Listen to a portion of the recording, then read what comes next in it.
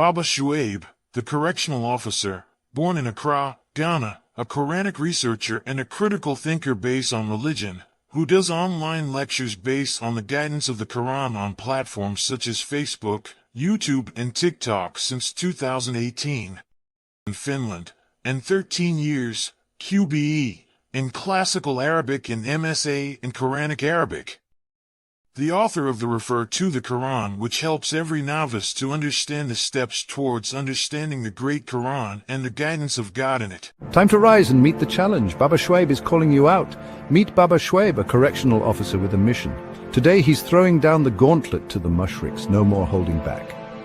With his logo shirt and cap, Baba Shuaib sits tall and confident. He says, the time for action is now. It's time to rise, to push past limits, and to become the best versions of ourselves. Baba Shuaib believes in the power of determination and resilience. His challenge is simple. Stand up, face your fears, and conquer them. Every day is a new opportunity, he says. An opportunity to grow stronger, to be better, and to leave a mark on the world. So, are you ready to accept Baba Shuaib's challenge? Are you ready to rise above and beyond? Join Baba Shuaib and let's show the world what we're made of, because the only limit is the one you set for yourself.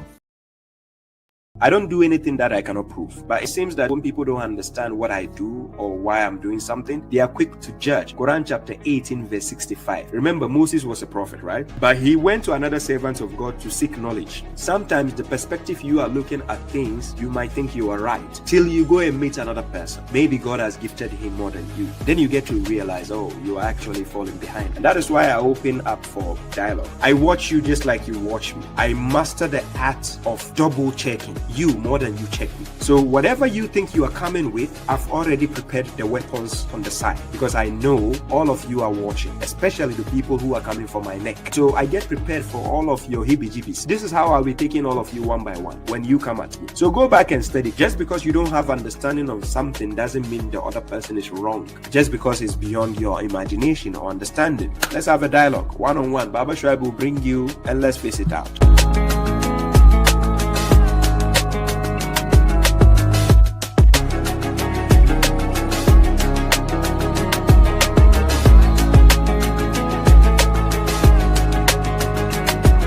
You're so smart that it literally triggers people. A 2021 study showed that exposure to superior intelligence activates our threat detection system in the brain. The amygdala lights up when we encounter someone visibly smarter than us, and it's the same response we have to physical threats. It upsets us. I ain't even done. But when I tell you this tweet alone made so much sense about my life. It's not just a figure of speech. When people say that intelligence hurts the ego, it literally triggers pain response, which makes us sensitive. If people feel less intelligent around you, they either avoid you unconsciously, cheapen you to feel better, or try to prove you wrong. Are you a defensive listener? Like, are your ears tuned for offense? I've emphasized the importance of how the character of a messenger and their delivery can shape the outcome of a conversation. But fairness demands that we look at the other side too, and that's the role of the listener. That while many conversations falter due to careless communicators, misinterpretation can distort an intended meaning just as much as miscommunication does. Defensive listening occurs when someone perceives a comment as an attack, even when no harm was delivered. In some cases, a speaker can communicate masterfully and without error, but the listener internalizes the message through a lens of offense for one reason or another. Now, research tells us that we listen at about 25% efficiency. And when you factor in unresolved personal conflict, or we project our own adverse life experiences onto a communicator, our ability to hear them diminishes exponentially. Not because the speaker failed, but because we as listeners can warp the message too. Now, it's far easier to blame someone else for mishandling their words than it is to acknowledge when we've mishandled their message. So hear me, listening isn't passive, it is an active responsibility. It requires us to confront our biases and examine our insecurities in order to approach conversations with an openness and a dose of humble vulnerability. So don't be so ready to criticize a messenger's ability to speak without addressing the listener's responsibility to listen. When you're dealing with mushriks, that they have mastered the art of frustration, they can frustrate you with a blink of an eye. This is why they like interruption. You need to keep your emotions in check because your opponent will use it against you every given time. Sometimes there are things you need to laugh it off. Of course, you are a human being. You might have feelings of being hurt, but laugh it off. Because the moment your opponent knows that this is hurting you, he will keep pinching that side. Same goes in the dialogue, same goes in the debate, same goes in the family. You see two sisters fighting, you see a brother and a sister fighting, you see two brothers fighting. You need to keep your emotions in check. You have to be emotionally intelligent when you are having intellectual discussions. When you see people scared to face Baba Shuaib, it doesn't mean I'm the most knowledgeable person on earth or I know more than everybody. No, that's not the idea. It is because I've mastered the art of having intellectual discussions. I can have a dialogue. I can have discussions by keeping my emotions in check. So your weakness should be something you have to master on. You have to work on it.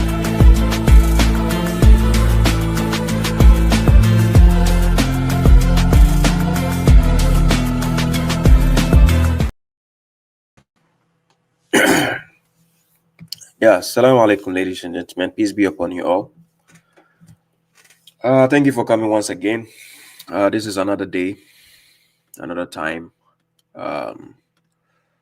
This is the month of Ramadan special. That is the Q&A session, right? This session was specifically reserved for you guys so that we can have the interaction, maybe 1 or 2 hours to answer in order to eliminate your doubt, God willing. So let me give some shout outs to all those who are here. Thank you, All Stars. Thank you for the super chat. Thank you. Let me give some shout outs. We have Al Basarawi. We have peace to you. We have Tunde Ade Fisoye. We have Meggy. Meggy says what? Assalamu alaikum. Where can I send you money that you can send to Ghana for the month of Ramadan? Actually, the GoFundMe page has actually been activated. I will publish it here today. You see the link to that. We've actually had people who also sent me directly, their donation directly. But then there's a GoFundMe where I'll put the link where people can donate. So we will start actually distribution inside this coming week, inshallah. So let's go. We have Bukola, we have Yusuf Jamiu, Ernad, Elkaz, Oscar Sanya, Mohammed Ashari Abdurrahim, the real Mishizi Sniper, You Can Do This, Abdul, yeah. We have Dangan and Dagi, Helal Ahmed, Tom Johnson, Karim Jonathan, Shishi Mama, Jamshedi, Rashid Tech Africa, Julian Lancicote, right? Bimbaz Barsalim bin Salih, Lamin Toure. Yeah, salam to you, brother Lamin. Helal Ahmed, yes. We have Abdullahi Isa, All Stars, Omar Jaban. Baba Said, I see you. Nagan Kasalam. We have Mustafa Muhammad Abbas Zugu. Yes, Ushiriri, I see you. Jibril, Sister Irama, I see you. Jelly Jamas, Sister JS, I see you. Abdullah Abbas says, looking fresh. Abdul, please, you can do this. I'm not tomatoes, please.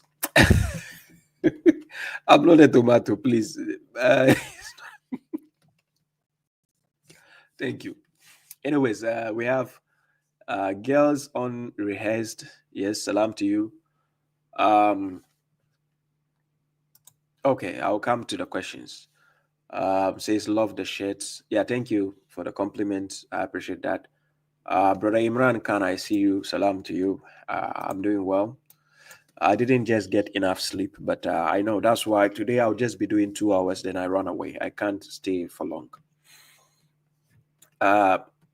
Wuntia Atia, yes. We have Ibrahim Bari, DTX, salam to you. Yes. So thank you all for coming. So this is people watching from Facebook and YouTube. I know most people are not acquainted with my live sessions on Thursday, even though I kind of announce it's, superficially. Most people were not expecting me to do the program today, but I'm doing it as a Ramadan special because Ramadan is on the way coming. In 2 or 3 days it should start. Some people might start maybe Friday, who knows. Some people might start Monday, some people, depending on who sees the crescent, that is the waxing crescent. Okay, so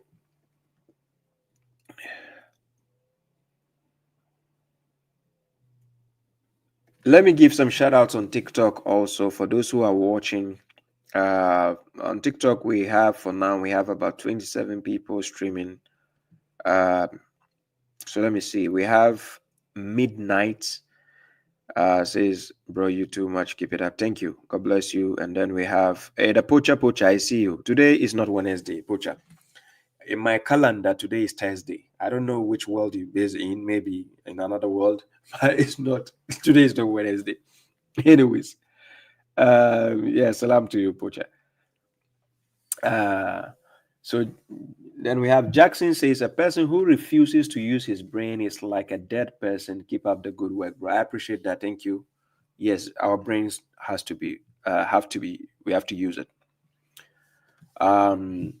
Midnight says, I really enjoyed your content. Wish to be with you and learn more. Yes, I do actually have people who wish that, But remember, I'm a father with 2 kids and I struggle a lot with other activities as well. I would love to teach people. I love teaching people, But time is very, very, important, and it's limited. So that is why I save my time to come online to share with the world. I wish I could do it every day, but it's not possible, So yes, people who are closer to me, they take advantage of that. They have to learn. They ask me questions. I do help them, yes. But thanks to God, He gave me this knowledge at the younger age, right? So He gave me this knowledge 15 years ago. So I had it at a younger age where I could actually, I have the energy to do work for it. So I'm here, finally. We have Marwan West. He says, fear Allah. You couldn't even spell the Allah well. It says fear Allah. Allah. When we say go to school, you think it's a joke. Go back to school and study, please. Abud Hijri says, how are you today? I'm doing well, thank you. Brother Kareem, I see you. Salam to you. Marwan West says, I will never believe what you will ever say. Well, who's forcing you? Oh my God. Look, God, the God who created the heavens and the earth, and He sent the Quran to you. Quran chapter 18, verse 29. He says, Kulil hakkum min rabbikum, faman sha'a falyu'min, wa man sha'a falyakfur. He says, whoever wills, let him believe, and whoever wills, let him disbelieve. God is not even forcing you to believe. And you think I worry if a fool doesn't believe what I have to say? Oh, who is forcing you? Hey, Tujis, I see you. Okay. Yes. Bonte says, you don't know what you are saying. Thank you. Thank you. You know what you're saying. It's okay. So keep knowing what you're saying. Allow me to keep saying what I don't know what I'm saying. At least the people who possess some level of IQ can understand what I'm saying. So leave us alone, please. Nobody is forcing you to come and watch Baba Shuaib. Bonte, please. Okay. Upon La ilaha illallah says, Assalamu alaikum wa rahmatullahi wa barakatuh. Yeah, salam to you. Same to you. Are you live on YouTube? Yes, I'm live. Abud, I'm there. The Lone Wolf, peace to you. Maria Sahabat Gua, yes, salam to you, peace. You're welcome. So we have Aleshiloye. Yes, Khalif, salam. Javanik, salam to you, peace. Yes. Thank you all for coming. This is from those on TikTok, right? We have Baba Wuro. Baba Wuro says, keep updating knowledge, bro. I appreciate that. Thank you. God bless you. We have Oluwa Truth. 00 salam to you. We have is it Madi S. Jarju. Salam to you. Peace. Kinkula, peace. The The Lone Wolf says, so many mushriks doing TikTok lives right now. Rahim, yes, salam. So, ladies and gentlemen, thank you all for coming. I appreciate your presence. I see you. Zuleika Hussein, I see you. Salam to you.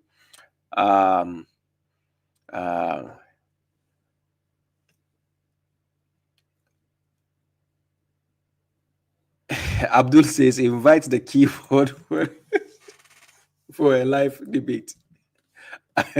They are scared. They will not come. They don't have the balls. I told them I can borrow some balls to them. When I saw Brother Issa Watson's comment, it get me laughing. No such thing as Sarawi. Yes. Yes. Maggie, thank you very much. God bless you. I actually had a link specially for that, because when you send here, YouTube, it will take about a month before they pay it to me, right? It takes about a month. So that the account which is meant for the GoFundMe donation is a specific one. It's a special one just for that purpose. This one you are sending will go personally in my account, but it will take a month, right? So that is why I said I'll be putting the link. I think I have it somewhere. Let me see. It's GoFundMe. Here's a link. So on GoFundMe, it's actually active now, right? So yes, in Ghana, the distribution will be done in about 2 or 3 locations. One will be done in Nima, where I was born and raised. That is Nima, that is in Accra. And one will be done in Kaswa, right? And then another one will be done in, the side of Anya. That's all in Accra. So,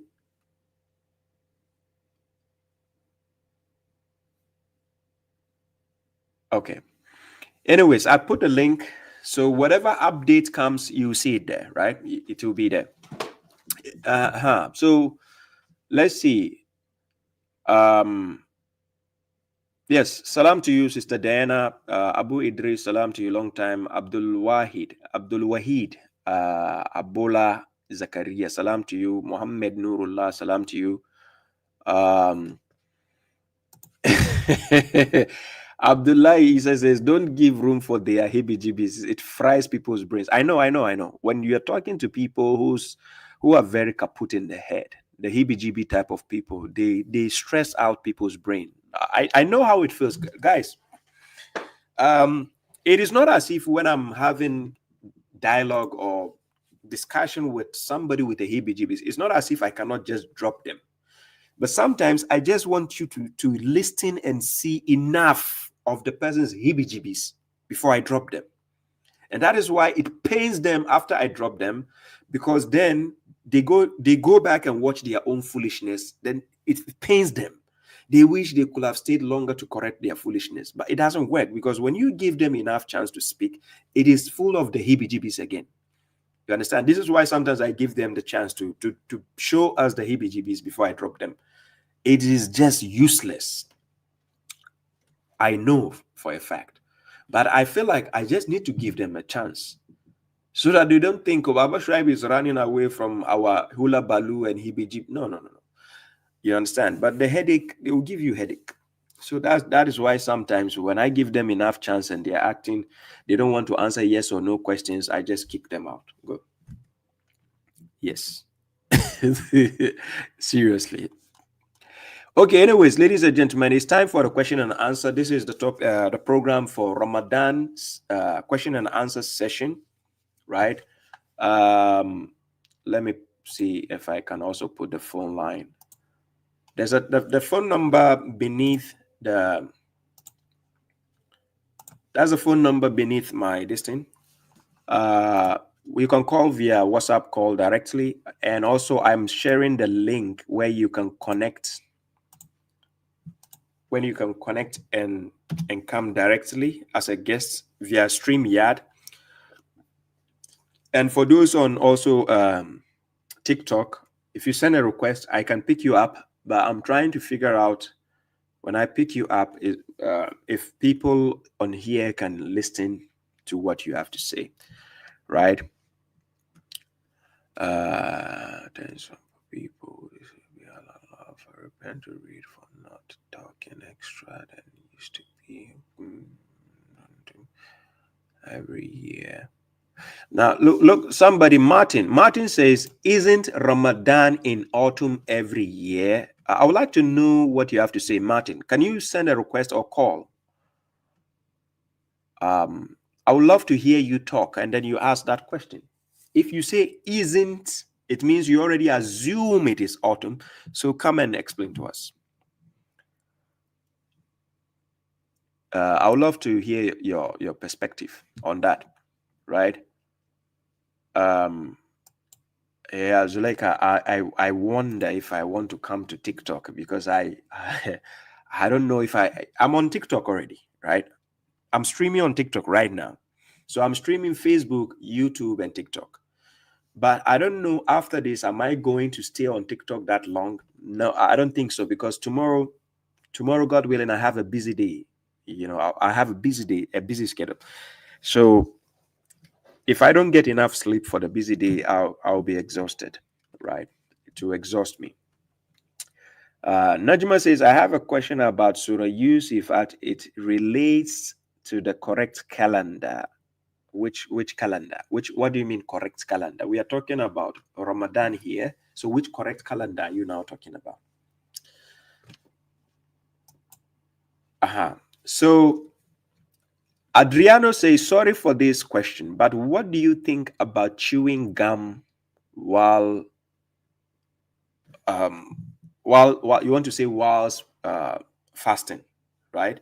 Chewing a gum whilst fasting. When you chew gum, it has some how will I say, some liquid taste that goes into your mouth. You don't just chew gum for no reason. When you chew gum, you're consuming something, because it has this liquid that you have to swallow after when you chew the gum. So it makes no sense to chew a gum whilst you're fasting. You understand? Salam Isa Shamu. Salam. The Quran says to break the fast at night. So will breaking the fast be at Isha prayer? Isha means evening. So Quran never said break the fast at evening. It says break the fast at night. Chapter 2, verse 187. Right? Conclude the Siyam at night, not at evening, not at sunset. So it is fairly logical when we allow God to speak. So let me give the verse on the screen. Chapter 2, verse 187. Chapter 2, verse 187. And here, I put it on the screen.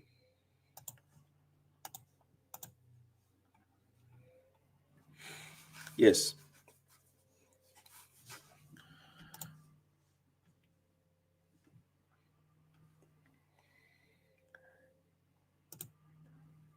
Yeah, that's the verse on the screen. So here, when you check here, God says, وَكُلُوا وَاشْرَبُوا حَتَّى, then he says, يَتَبَيَّنَ لَكُمُ الْخَيْطُ الْأَبْيَضُ مِنَ الْخَيْطِ الْأَسْوَدِ مِنَ الْفَجْرِ. Then he says, ثُمَّ أَتِمُّوا الصِّيَامَ إِلَى اللَّيْلِ. So you conclude the Siyam at night, or we can say towards the night. So, you know, the night has a twilight. We have three forms of twilight. We have the nautical, civil, astronomical. The best time to actually break your fast is using the astronomical twilight. You understand? So it use ila layl. Now the ila can be used in two instances. It can mean at night or towards the night. Because if I say, for instance, when it comes to the ghusl, washing up and then wiping, God says, إِذَا كُنْتُمْ إِلَى الصَّلَاةِ فَغُسُلُهُمْ وُجُوءَكُمْ. Then he says, وَأَيْدِيَكُمْ. Then he says, إِلَى الْمَرَافِقِ. So the ila, it's showing you a preposition of something going towards something, right? So the ila, God used the atimmu siyama ila, so he used the word ila layl, can be taken in two instances. Both ways, when you understand it, is not wrong. So if you understand it at concluding the siyam at night, whilst you are in the darkness, it is still valid. If you conclude the siyam whilst it's in the twilight session of the gasaki layl, because if to understand when nighttime starts, it starts with gasak. So Quran chapter 17 verse 78 mentioned, and then Quran chapter 113 also mentioned, so it used the word gasakin. It is a similar word used in gasakin layl. So when we say gasakin layl, it is the twilight of the night, which, if you want to understand the differences in twilight, we have the nautical, civil twilight, and then astronomical. Astronomical is the one closest to the night, to the darkness hour, right? So that is the most befitting time to actually break the fast.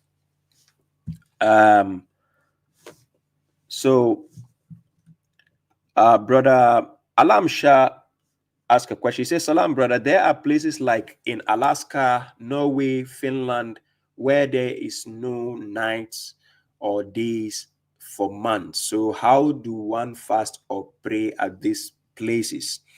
Now, those people who live there, the prayer times does not affect them. They can still pray. Prayer time doesn't affect them. But as for doing the Siyam, God actually stipulated it for a group of believers who witness the month. Quran chapter 2 verse 185 here. Chapter 2 verse 185. And like I said, when we talk about the matters of salat is for believers. Salat is not for everybody. The salat God asks us to establish. It is not for everybody. It's for believers. If you are a mushrik and you are doing salat, stop wasting your time. If you are a hypocrite, you are doing salat, stop wasting your time. If you are whatever you are, other than being a believer, you're doing salat, you're wasting your time, because that is not the right salat you're doing. And again, when it comes to the abstinence, siyam, if you are not a believer and you are doing siyam, stop wasting your time. Please, please. Go and do something else, because you are not doing the right procedure God asked you to do. So stop wasting your time. So when we talk about believers being in places like Alaska, Norway, Finland, remember, one of the things that God will use to put people in hellfire, this is what it says in Quran chapter 4 verse 97. I'm going to show you some of the example. Now look at this verse carefully. Quran chapter 4 verse 97, it says, indeed, those the angels will cause their death in wronging their souls. They, the angels, will say, in what were you? They, the wrongdoers, will say, we were oppressed in the land. They, the angels, will say, was the earth of God not spacious? Was it not spacious? Listen carefully. Was it not spacious to emigrate therein? Thank you very much, Babaro. Was it not spacious for you to immigrate therein? Because you're claiming you are being oppressed here. So why don't you just move to another place and find safety? Because as a matter of fact, Adam that God created on earth, Adam, which nationality is he? Which country does he belong to? As a matter of fact, if you are a Ghanaian, can't you go to Finland and naturalize and become a Finnish man? Nationality, you can take it from anywhere if you want. We belong to everybody. You understand? It is just the way, a political issue that people just want to claim side and say, oh, I'm a Nigerian, I pledge my for Nigeria. No. When you see good life and good money, you leave Nigeria and go to another country and claim their citizenship. That's how it works. So what I'm trying to say here is, I'm using this verse as a yardstick. People's soul will be taken because they fail to emigrate to a better place where they can serve God. So now, assuming somebody lives in Alaska or lives in the northern part of Finland, and he says because he lives there and it's time for Ramadan. So because it doesn't get dark, so he cannot do the Siyam, God has already given you option of what you have to do. Okay, it's either you can move to a nearest city and do it and come back. Since you can move to another city for holiday, you can need to move to another city to meet your girlfriend or boyfriend or your husband or your wife or your kids. You can move to another city because of your work. If it is because of God, if you're a believer, you actually move to go and do your fasting to a better location and come back. I don't see any problem with that, right? Anyways, so based on the question brother Alam asked, the point is, if you are in a location where you feel it will be difficult to do the Siyam, God has given you an option, and this is one of the options. Brother Sadi, please, let me call you back, Brother Sadi. I call you back soon. Brother Sadi, I will just call you back. Sorry for that. Let me put this verse. Quran chapter 2, verse 184. God has given us an option on what you need to do, right? The option has been stipulated in the Quran. Let me take myself off the screen. This is the option God gave. God says, listen to what God says. God says, for a limited number of days, so whoever is sick among you or on a journey, then a number of other days. And for those who will suffer or endure it, then he says what? Then what? As for those who will suffer it, is a ransom, or we can say you can redeem yourself by feeding a poor person. So now, if you are in a place where it's not going to get dark, just redeem. You can ransom. What is the issue? As a matter of fact, God is not forcing you. There is nowhere God is forcing you. That is why I said Siyam is for believers. And for people who don't know it is for believers, read Quran chapter 2, verse 183. God says, oh, you who believe, the abstinence is prescribed to you as it was prescribed to those before you, so that you may become pious. That is the reason for the abstinence, the Siyam. So God is talking to believers, and he is not saying that by force for everybody. As people try to force other people, they will even force a person who is not a believer. If it is only somebody who believes in the words of God, who believes in the verses of God. And as I said, look, Quran chapter 2, verse 121. This is how to spot a believer who believes in the words of God. God says, those to whom we have given the book, allazina atainahumul kitaba yatlunahu haqqa tilawatihi. Ulaika yuminuna bihi. You see, haqqa tilawatihi, ulaika yuminuna bihi. Waman yakfur bihi, fa ulaika humul khasirun. So God says, those to whom we have given the book, which they recite it through recitation. Because we have people who recite the false recitation of the Quran, of the book God has given. They have false recitations everywhere. Look, Najma, if you are going to be in the comment section, be emotional. Just how you were very retarded yesterday in the conversation. People were laughing at you in the comment section. If you are just going to be a knapsack in the comment section, I will mute you or I'll take you off the platform. Just be a bit civil. Yesterday, you were very emotional, even though I was just being nice to you, polite. But you're giving people the heebie-jeebies in the brain. So please, let the wise people who are willing to listen, and then find a space. If you think Baba Shuaib platform is not okay, for why have you been a knapsack on my wall for how many months? I don't understand you, Najma. You don't agree with a person, stay away. Go somewhere else. What is your heebie-jeebies? Yesterday you were here creating your own hadith book, telling me things we cannot find in the words of God. You don't see your stupidity yesterday. Okay, I have the video. Because of you, I'll trim that video specially, and I'll make a special segment where I paste it for people to see your foolishness, if that is the case. Anyways, Quran chapter 2, verse 121, those to whom we have given the book, which they recite it through recitation, those will believe in it. So those are the ones we call believers, because they believe in the words of God. You understand? Then it says, then and whoever disbelieves in it, then they are those who are the losers. So from here, you can differentiate between the losers and those who believe in the words of God. They are the believers. So the believers are the ones God is actually stipulating the siyam for. That is what we call fasting. So he says, Kutiba alaykum siyam kama kutiba ala allazina min qablikum la'allakum tattaqun. It says, Ya ayyuhallazina amanu. Listen carefully. Ya ayyuhallazina amanu. Kutiba alaykum siyam kama kutiba ala allazina min qablikum la'allakum tattaqun. That is the only reason why we are observing the siyam. The abstinence, when we say abstinence, you are not only abstaining from food, you are not only abstaining from drink, you are also abstaining from certain desires that corrupt you. Lone Wolf says, I'm aghast. Lone Wolf, I'm from Nima, right?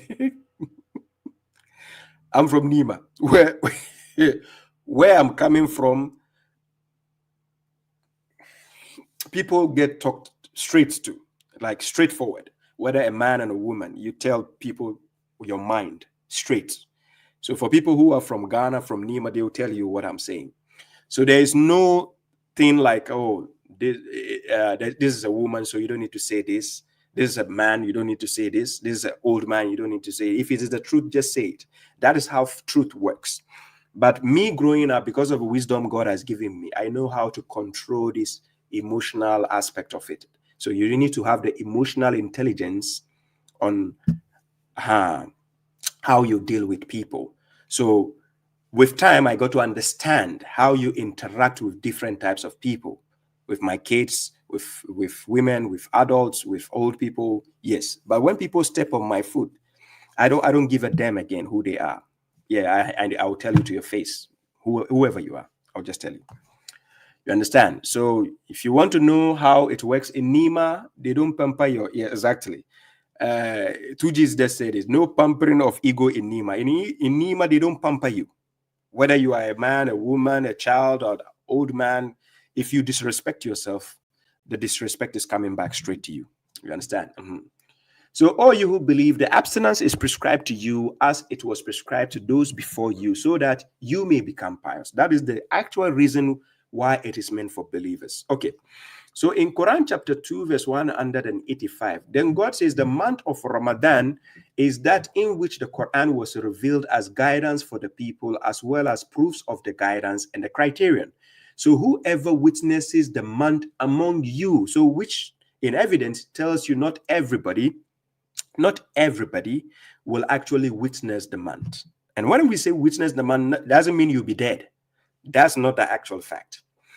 Witnessing the month, it has a start and it has the ending, because month and moon and month are cognates. So that is why we have first day, second day, third day, because you are using the moon to know the positions of the days. That is why the moon has phases, but there's no such thing as the sun having phases. When we say phases, that I'm talking about PHASES, the phases of the moon, right? The moon has positions where you count the month with. Are you getting my point? So we are using the month where God says the month of Ramadan, and the only calendar in this world where you can find the month of Ramadan is the Hijri calendar, which is about 1446 or 447 years, right? Now, please confirm for me in the comment section. So the month of Ramadan is that in which the Quran was revealed. So this month of Ramadan, which you can find in the Hijr calendar, when you check it, you are going to see the time it starts and the time is end. So when God says, whoever witnesses the month among you, because a believer could be in the north, or could be in the south, or could be in the east, or could be in the west. You understand?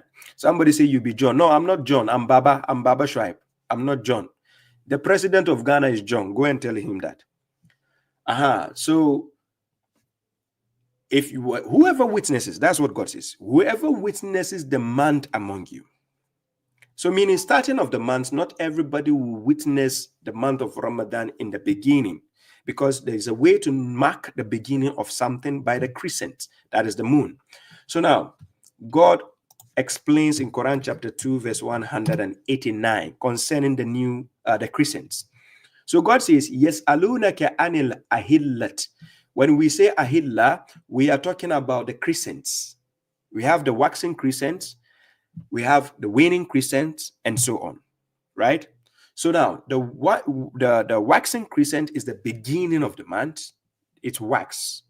Then the waning crescent marks the ending of the month, right? Then we have the full moon, and then we have the half moon, and it goes. So that is how you know the timings on how it goes. So now when God is saying, they ask you about the ahilla, that is the crescents, say, listen what God says, say, they are timings. And God used the word mawakitu to mark a time with it. So they are timings for the people and for the Hajj. So the timings of the crescents, that's why it has the positions. You use the crescent to know the timing, to mark the timing, beginning of the month and then the ending of the month. Are you getting the point? You use the crescent to know when a month starts, and you use the crescent to know when a month ends. That's how it works. Okay. So let me get back to this caller before I continue. Sorry, Brother Sadi, I'm calling you back.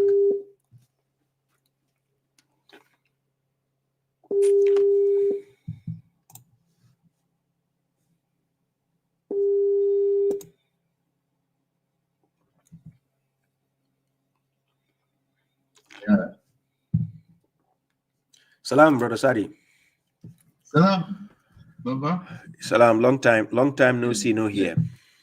Yeah, it's been a while. We are waiting for you to come again. I mean, yes.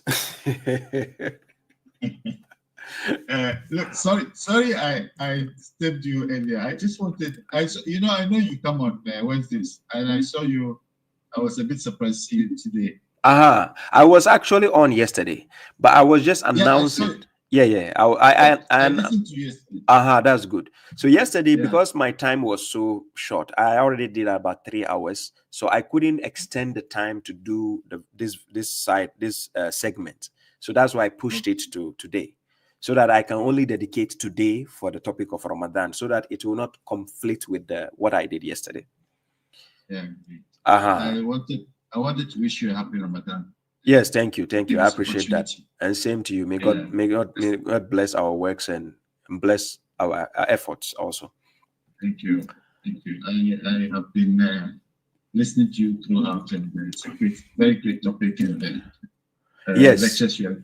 Yes. Thank you, and also thank you for your contribution also. So I think the distribution is going to be we're starting by the beginning of next week. They are going to start the distribution. So inshallah, whatever the feedback you get to hear from me. Blessings to you guys, your team. Inshallah, I appreciate that. God bless you too. My regards to your kids also. Is it It start with her name? Start with R, Rahim. Rana, and then the other one, Rima. Yes, exactly. Yes. My regards to them. My greetings to them. Yeah. As well. In regards to your kids as well. Yes. When my kids, when I finish my program, when I go to the shoutouts session or the salam session, they start asking me a question. They say, Baba, you are mentioning people's name. Who are these people? This person, who is this person? Who is this? So they are asking me to explain who those people are. So I guess they will ask me again tomorrow who you are. So I will explain, inshallah. Yeah. It's good, they're growing up, so they will follow all the people you send meetings to. No, actually, some of the people that I do talk to in private, I think when I went to Ghana, I have a picture with you as well. So the picture they saw a picture with me and you, and they asked me, who is this man? And I say, will you like to meet him? They say, yeah. And then my son was actually joking to his sister. He says, look, the man has he says you have the same skin color as him. Yeah. And then he said, Baba, why do you look so dark next to him? And I said, well, I look dark next to you also. So Interesting. Yeah. Interesting. The guy he's so smart. Yeah, he is actually. The father is smart. I know the mushriks Yeah, don't of like course. it when I say this, but the father is smart, so the kids has to be smart also. Thank you very much, brother Asadi. Thank I you so appreciate much. your time. God bless you, and Yeah, stay tuned and keep watching. Thank you. all your words. You know, I looked at brother Hamza Malik Yeah. recently. Yeah. The guy is that fine. Oh no, he wants us to be. Because there's a match. Yeah. I think he's just having fun. I think so. Yeah, he's just having fun. Let him have it. It's, Let it's him for have. hours, for 4-5 hours, just speaking about you. I know. He's so obsessed. He's obsessed about Baba Shuaib. I know. Anyways. So we keep in touch, inshallah. Salam Thank you so much. Salam. So somebody is saying something. Hassan Zarura says, please, Baba Shuaib, what is the difference between this and the Sunni Muslim? This kind of talk remind me very much of Sunnis. It's like Sunnism without hadith. Baba Shuaib, what's the difference between this and the Sunni Muslims? Are you talking about the Ramadan? What is the difference between what I'm talking about, the Ramadan? Because what you need to understand is Ramadan is not for the Sunnis. If you open the Quran, does God say Siyam is for the Sunnis? Ladies and gentlemen, is there anywhere in the Quran where it says Siyam is for Sunnis? No. Now, when people start telling me that, Baba, you are practicing the Islam like the way the Sunnis are practicing, it is the word of God I'm practicing. It is not what the Sunnis are saying that I'm practicing. And by the way, the same Quran, whoever you may be, the same Quran you are using, ask yourself, is it not the same Quran the Sunnis are using? Okay, the same Quran you are using, is it not the same Quran the Shia and the Tijaniya and so on are using? So what are you trying to say? What is the point? When people say, oh, you are doing the fasting like the month of Ramadan, just like we don't follow their protocols for anything, right?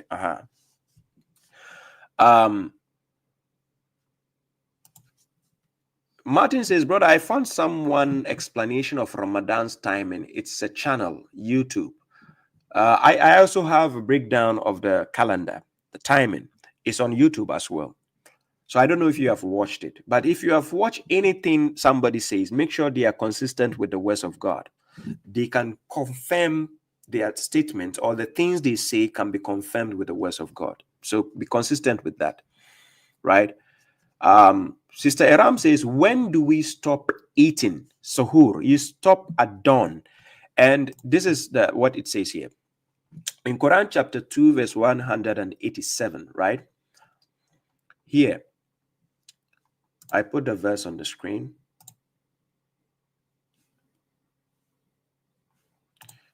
Here in this verse, it says, and eat and drink until the whitish thread becomes clear to you from the blackish thread of dawn. So you have to keep eating and drink during the night when it's still dark until you see dawn, the dawn time, then you stop eating. Until you see dawn, Fajr, then you stop eating and drinking. Then it goes, conclude the abstinence, then you see ila. It can be towards or at layl. That's what God says. So when you are eating throughout when it's dark, the moment the weather is dark, that is the time you can eat. So that is the time you can eat. You can copulate with your spouses. Eat, yes, and drink. But then when it's dawn time, going to the daytime, no, you're done. No eating, no drinking, no other activities that can ruin your siyam. So then you continue your abstinence, right? So let's take this. Right. Yeah, thank you, Ziad Mohammed.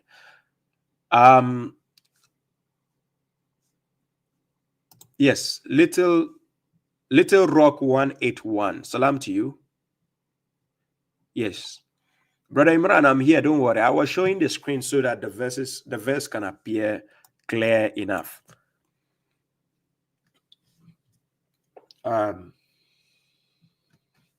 Okay, somebody's sending a request on TikTok. Somebody says, is Tarawih Salat in the Quran? No, there is no Tarawih Salat in the Quran. It's not. It's not from the Quran, right? Guys, I'm picking up a caller on TikTok. So let's see if it can be heard or is clear enough.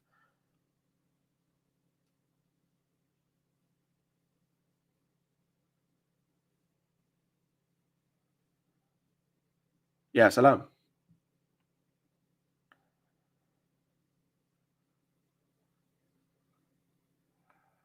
Can you hear me? Okay. I don't know if there's something wrong with them.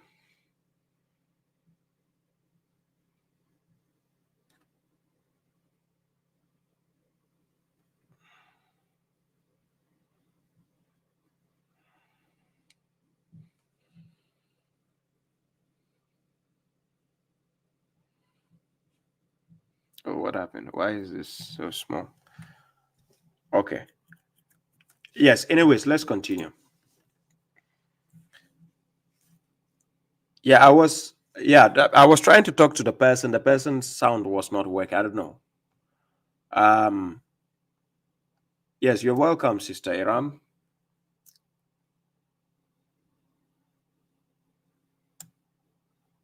Yes, thank you, Ola. Thank you for this statement. Thank you. I appreciate that. Those people who are always quick to criticize everything being done in Islam, they say, oh, this is Sunni, attributing everything to Sunnism. It is the biggest foolishness. I'm yet to understand what kind of foolishness they mean by this is for the Sunnis. This is Sunni. Then stop using the Quran. Write your own Quran. Just as this Ola said, they should go and write their own different version of the Quran, so they won't be using the same Quran as the Sunnis. It's simple. Yes, just like the Sam Gerans did for you. And now ask, where is Sam Gerans? Where is he? So because he's not going to get funds and money again, he has stopped doing live videos. So go and look for your Sam Gerans. He translated the Quran for you, right? Okay, go for his translation. The duty. Salat means duty. The Siyam means the whatever debate or whatever. Go and keep doing your debate. Write your own version of the Quran and let's see. Then you tell us which year that version was revealed and to which prophet. Yes. And when I catch this kind of your heebie-jeebies one-on-one in a live dialogue, I will expose all of you, the hypocrites. Wallahi. We will catch you at the right time. JS says, could you answer my question about, somebody says no sound. No sound where? Guys, can you hear me?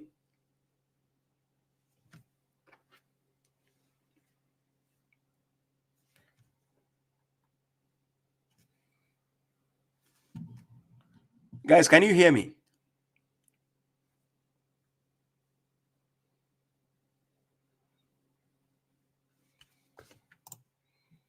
Yeah, people can hear me. Yeah, Karim.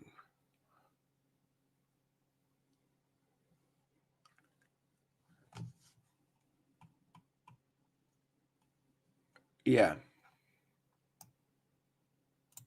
Okay, yeah, thank you. So Sister JS, I didn't see your question. What did I miss? I don't see your question and I didn't tag your question. Can you just copy it and paste it again? I don't see your question. I'm checking the timeline. I don't see it. Yes, for those on TikTok, they can hear me clearly. Barry, yes, thank you. Thank you. I appreciate that. Thank you for the support.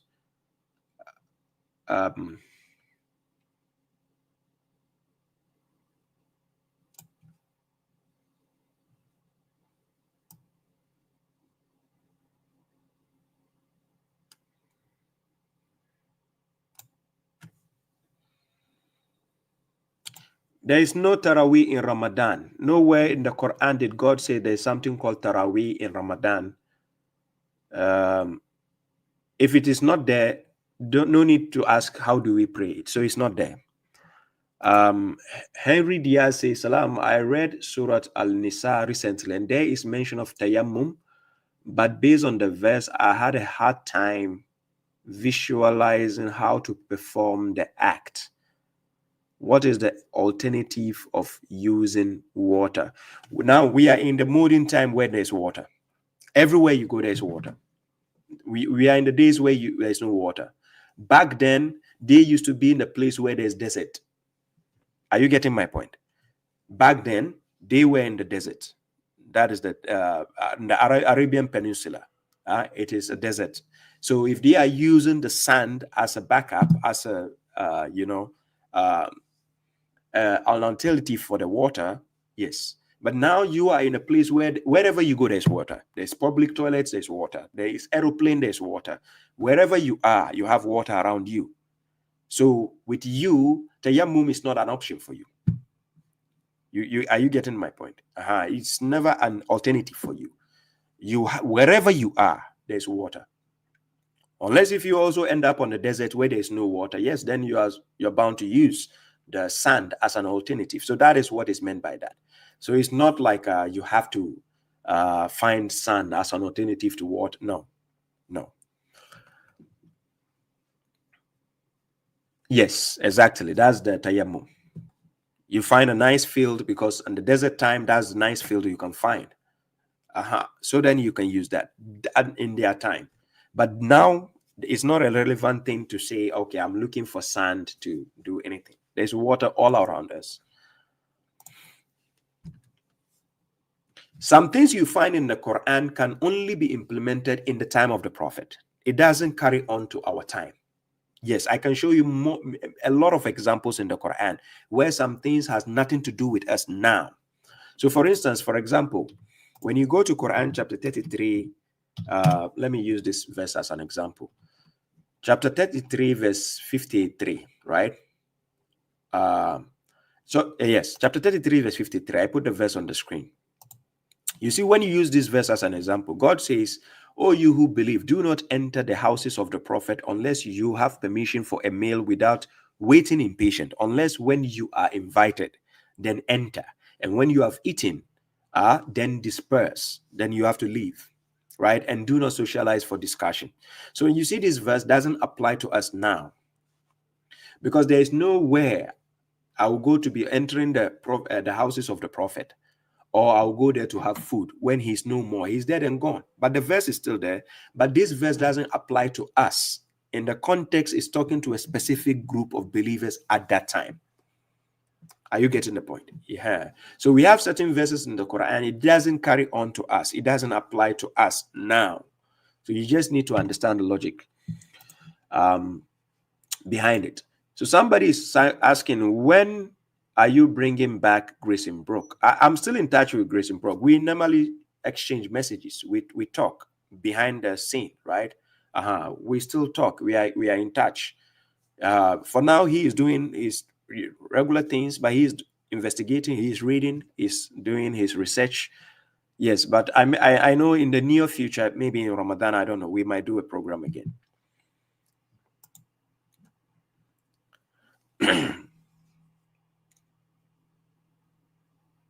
Yeah, salam to you, Sheikh Samsung.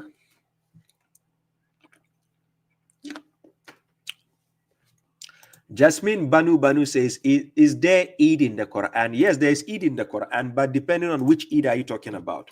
In Quran chapter 5, verse 112, if you read up to 114, it talks about Jesus, Isa alayhi salam, praying for the Eid, for his people. So this is what it says. Right? Then the disciples said, "Oh Jesus, son of Mary, can your Lord be able to send down a dining to us from the sky?" He, Jesus, said, "Beware of God if you should be believers." Right? Then it goes. They said, "We want to eat from it and reassure our hearts and know that you have been truthful to us and be among the witnesses to it." Now, for those who don't believe in any miracle, let them explain these verses. Look, I wish to find this their own versions of translation. The people who don't believe in miracle, I want to see their own version of translation. Wallahi lazim. Then we go one-on-one. I'll open their translation. I'll question them. And you will see the nonsense these people are spewing. All the people you are watching who just tell you, they don't believe in miracle. There's no miracle in the Quran. Don't worry. Correctional officer will get you one-on-one. You see. Anyways, this verse then 113 says, they said, we want to eat from it and reassure our hearts and to know that you have been truthful to us and be among the witnesses to it. Jesus, the son of Mary, said, O God, our Lord, send down a dining. Listen, send down a dining to us from the sky. Listen carefully. Listen carefully. Send down to us a dining from the sky. Then it says, to be a feast. So the word used there is Ida. This Eden in Arabic is written like this. Ida. So Ma'ida to Ida. So that is it I've highlighted on the screen, right? So that thing God is supposed to send down, that is the dining, is to serve as a what? A feast for us. For the first of us and the last of us. That is the people of Isa. Then he said, and as a sign, as a miracle. That was to serve as a miracle. It was to serve as a sign. You understand? So when some foolish people among us say, we don't believe in miracle, they reject the verses of God. As I showed you in Quran chapter 2, verse 121. Those whom God has given the book and recite the book with its true recitation, because people like Hamza Malik and so on are giving you the false recitation of the book. That is why I dare such people come one-on-one. I scrutinize you. I put you there in front of the people. We cross-check you and your whatever translation you are using. He doesn't even have his own translation. So whatever translation he's using, you bring it. I will scrutinize you. We will cross-check you. And I will expose you to the people. Life. Just be a man. That's all. So now, this verse is clearly telling you there is a miracle taking place. A sign, a miracle taking place. Right? Just as God says he made Isa himself as a sign, as a miracle.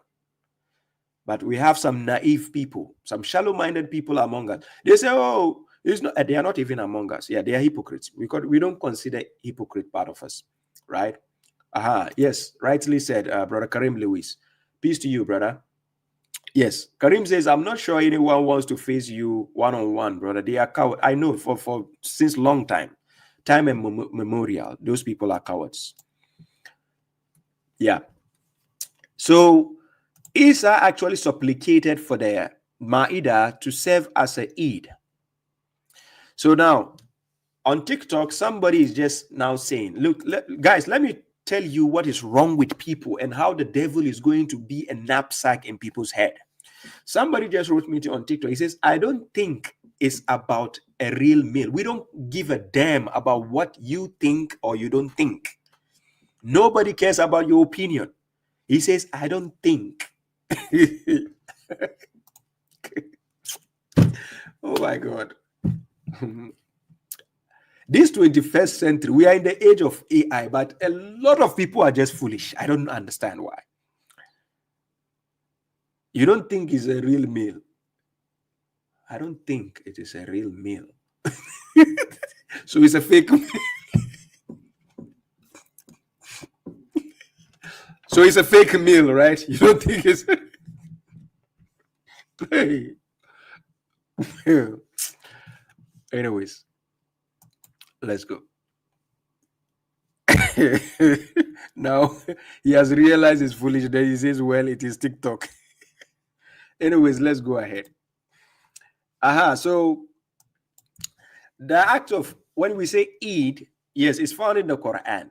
Yes, Eid is in the Quran, but not the concept of Eid you see the Sunnis, the Shias, and so on doing. No, And that Eid, Isa requested for it. He requested as for the first and the last of them, his people, not for every generation or something, right?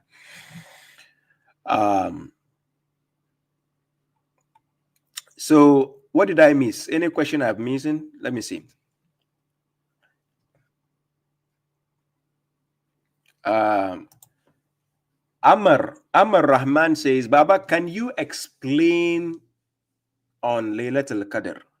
Okay, Laylatul Qadr mentioned in the Quran has nothing to do with what the sectarians are telling you concerning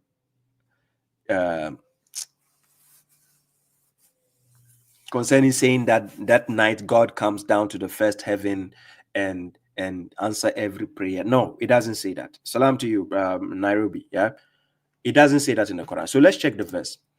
Quran chapter 97, verse 1. And I put it on the screen. So it says, indeed, right? Inna anzalnahu fi laylatil qadr. Indeed, we revealed it in the night of destiny. Then he says, and what will make you know what is the night of destiny? The night of destiny is better than 1,000 months. The angels and the spirit descended. Now, this is in the past tense. When people don't understand this, they think, okay. Yes, the people don't understand it. They think that what the Sunnis and the Mushriks keep doing is they think it's a present continuous thing that is still happening.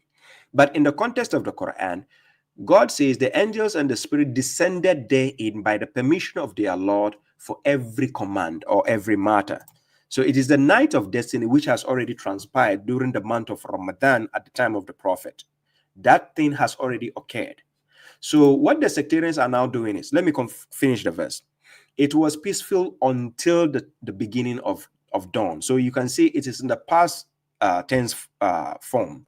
Salamun hiya hatta matu layl fajr. So it was peaceful until the beginning of dawn. So in order to get further clarification about the night of destiny, you go to Quran chapter 44. You start reading from verse 3. Chapter 44, you start reading from verse 3. Then it says, indeed, we revealed it in a blessed night. Indeed, we are warning. Then it says, every matter or every command therein, because the angels and the spirit descended therein for every command or every matter.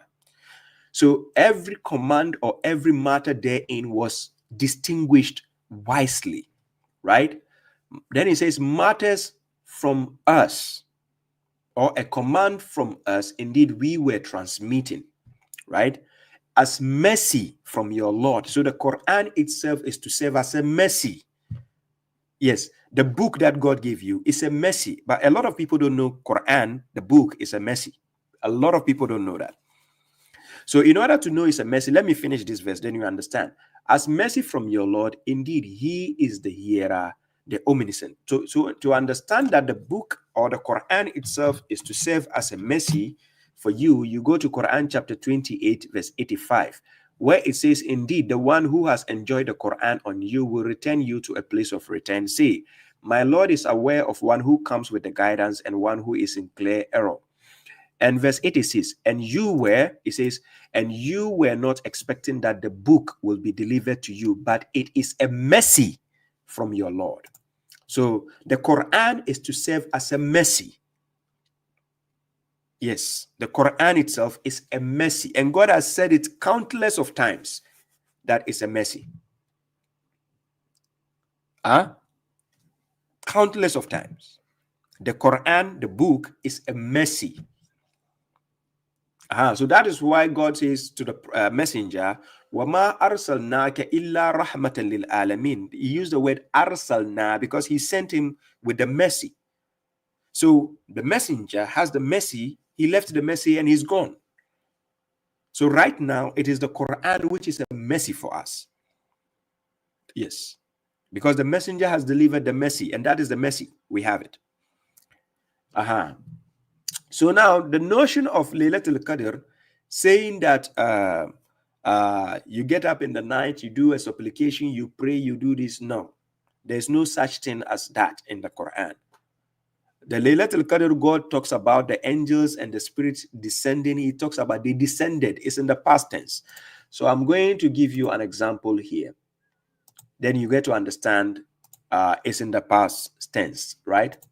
So we go to Nazala. So we conjugate Nazala. When you conjugate Nazala, then I'm showing you something. You go to what we call Yusuf past. You go to active Tananzal al-malaikatu wa ruhu fiha here.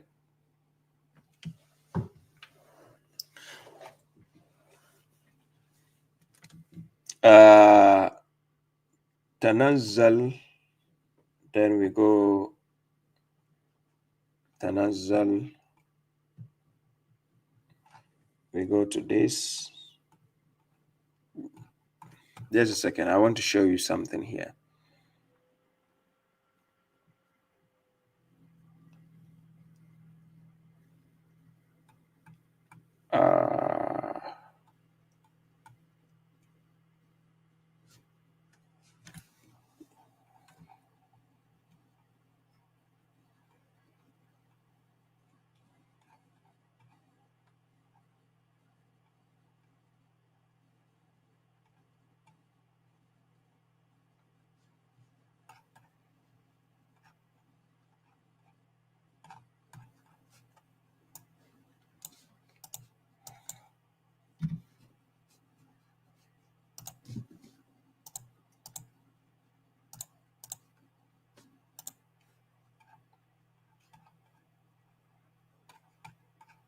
Yeah, okay, I found it.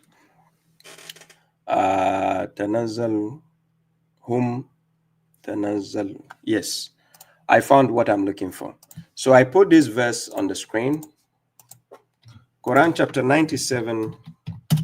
Then we go to verse 4. Yes. So now you see this word here.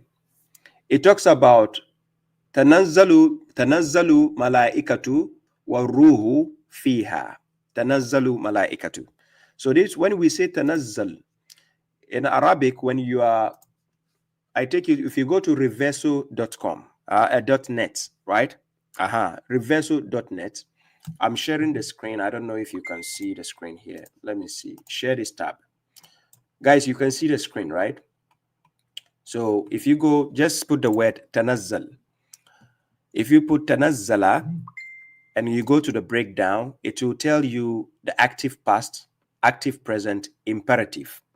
So now when you check the instance of the word from when in Arabic, when we say fi'l ma'di, it is means a past, a verb, which is a past. You understand? Past tense, or that is past. Then when you say mudari, mudari is present, right? So here we have fi'l ma'di. When you look at the past on the screen, you see on the left-hand side, it says past. So I'm going to show you something. Tanazzal. You see here, he says, huwa tanazzal. That is on the left. Here, tanazzala. Now, if it's talking about in the plural sense, it can say tanazzalu, but tanazzala or tanazzalu, it is in the past tense. If you look in the left side corner of the page, it's in the past. So that advent of what happened in Quran chapter 97 verse 4, when God says tanazzal malaikatu wa ruhu fiha, is a fi'l ma'di, it's a past tense. It is not a present tense. So when God says the angels and the spirit descended therein by the permission of their Lord for every command or every matter, it is not a present continuous thing when it has to be, the angels and the spirit has to be coming down again for that purpose. So when we say Laylatul Qadr, it has already happened at the time of the Prophet. It is not something that is going to keep coming, that the mushriks will tell people, for instance, oh, sorry, you don't see me on the screen. The mushriks will keep telling people that every year, You have to look for it on the 27th or on the 17th or on the 20 something. That is how they keep fooling people. They say you look for the night of Qadr. Hey, what kind of foolishness is this? You look for it where? Is it on Google or TikTok or AI? And don't be surprised when some foolish people will be asking the AI, when is the night of Qadr? They are looking for it again. You understand? Aha. So when we say tanazzalul malaikatu wa ruhu fiha, it's in the past tense. It is not in the present tense, neither is it present continuous. So tanazzala is in the past tense. Yeah. Yeah, salam to you, Sharif Karim. Salam, peace. Yeah, it's okay, let's go. Yeah, salam to you, Obre wa Omar. Yes, Sister Dana, the Quran is a mercy, yes. We cited the moon. Who is this guy? Salgado Jallo. He says we cited the moon first. That, well, you don't even know how to read the moon. What the moon you are citing now is a waning crescent. You don't even know how to check the moon. And you cited it how? When the new moon has not even, this moon you cited is not even dead. How did you cite this thing? Hey, this is the kind of Tijaniya people. When you see people, somebody writes with the name Jallo in Ghana, because in Ghana, when you see somebody write Jallo, they are the Tijaniya people, Tariqa to Tijaniya. They are always full of confusion in Ghana. They will be the first to always say they've seen the moon. That moon you are talking about is a waning crescent. We are in the age of technology and knowledge. You are there in your old-fashioned way of thinking, doing things wrongly again.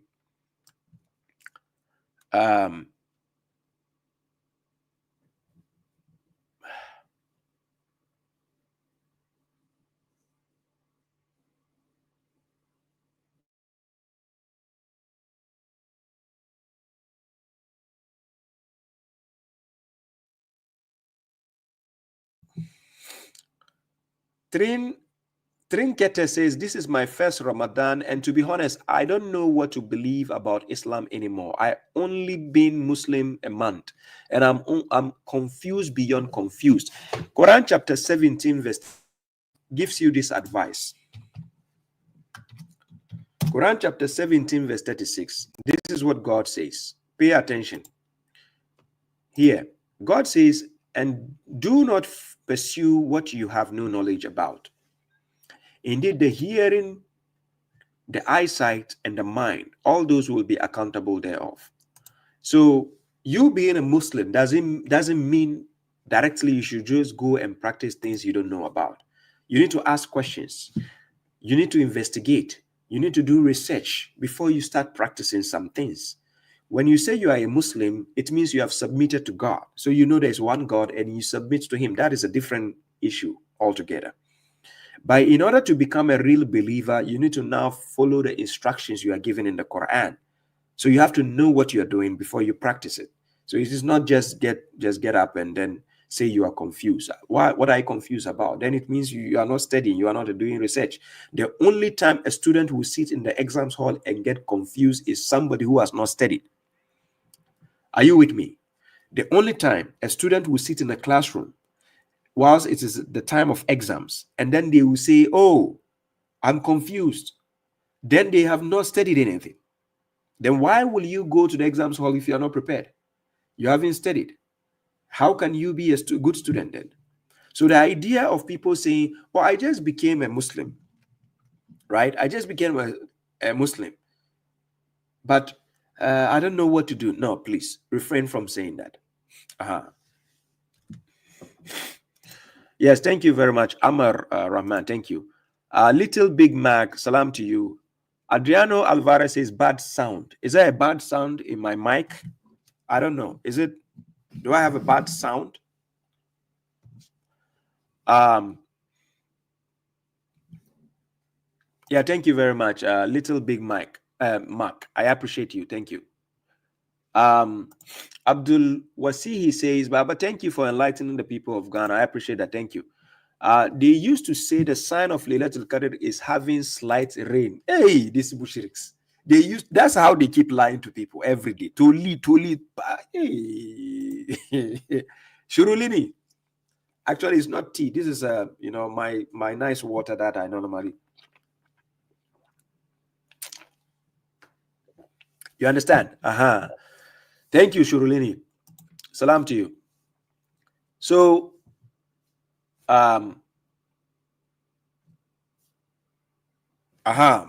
people are telling me there is a bad static noise coming through. I don't know because my phone is closer to. Let me confirm for myself.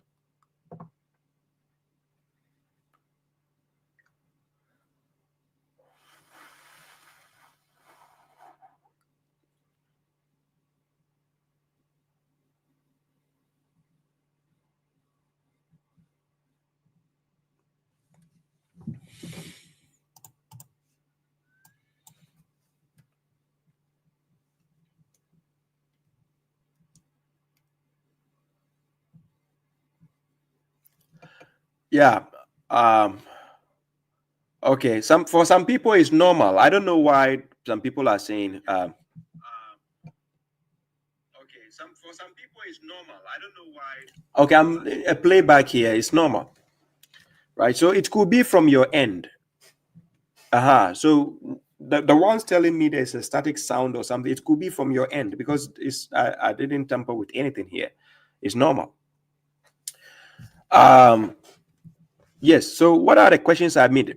Guys, the phone number is there. Please, for people who want to call and ask your question, you can call and ask your question. And then I've put the link, the invitation link also, in the comment section, right? Did I put it? The invitation link, I put it in the comment section.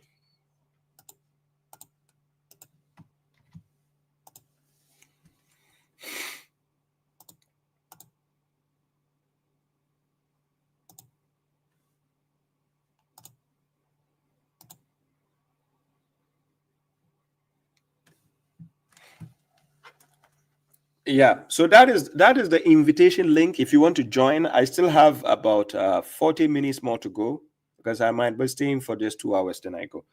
So that is the invitation link, and you can also call directly because when I'm reading the comment section, it seems some of the questions I don't see them. I don't know what happens, but it skips.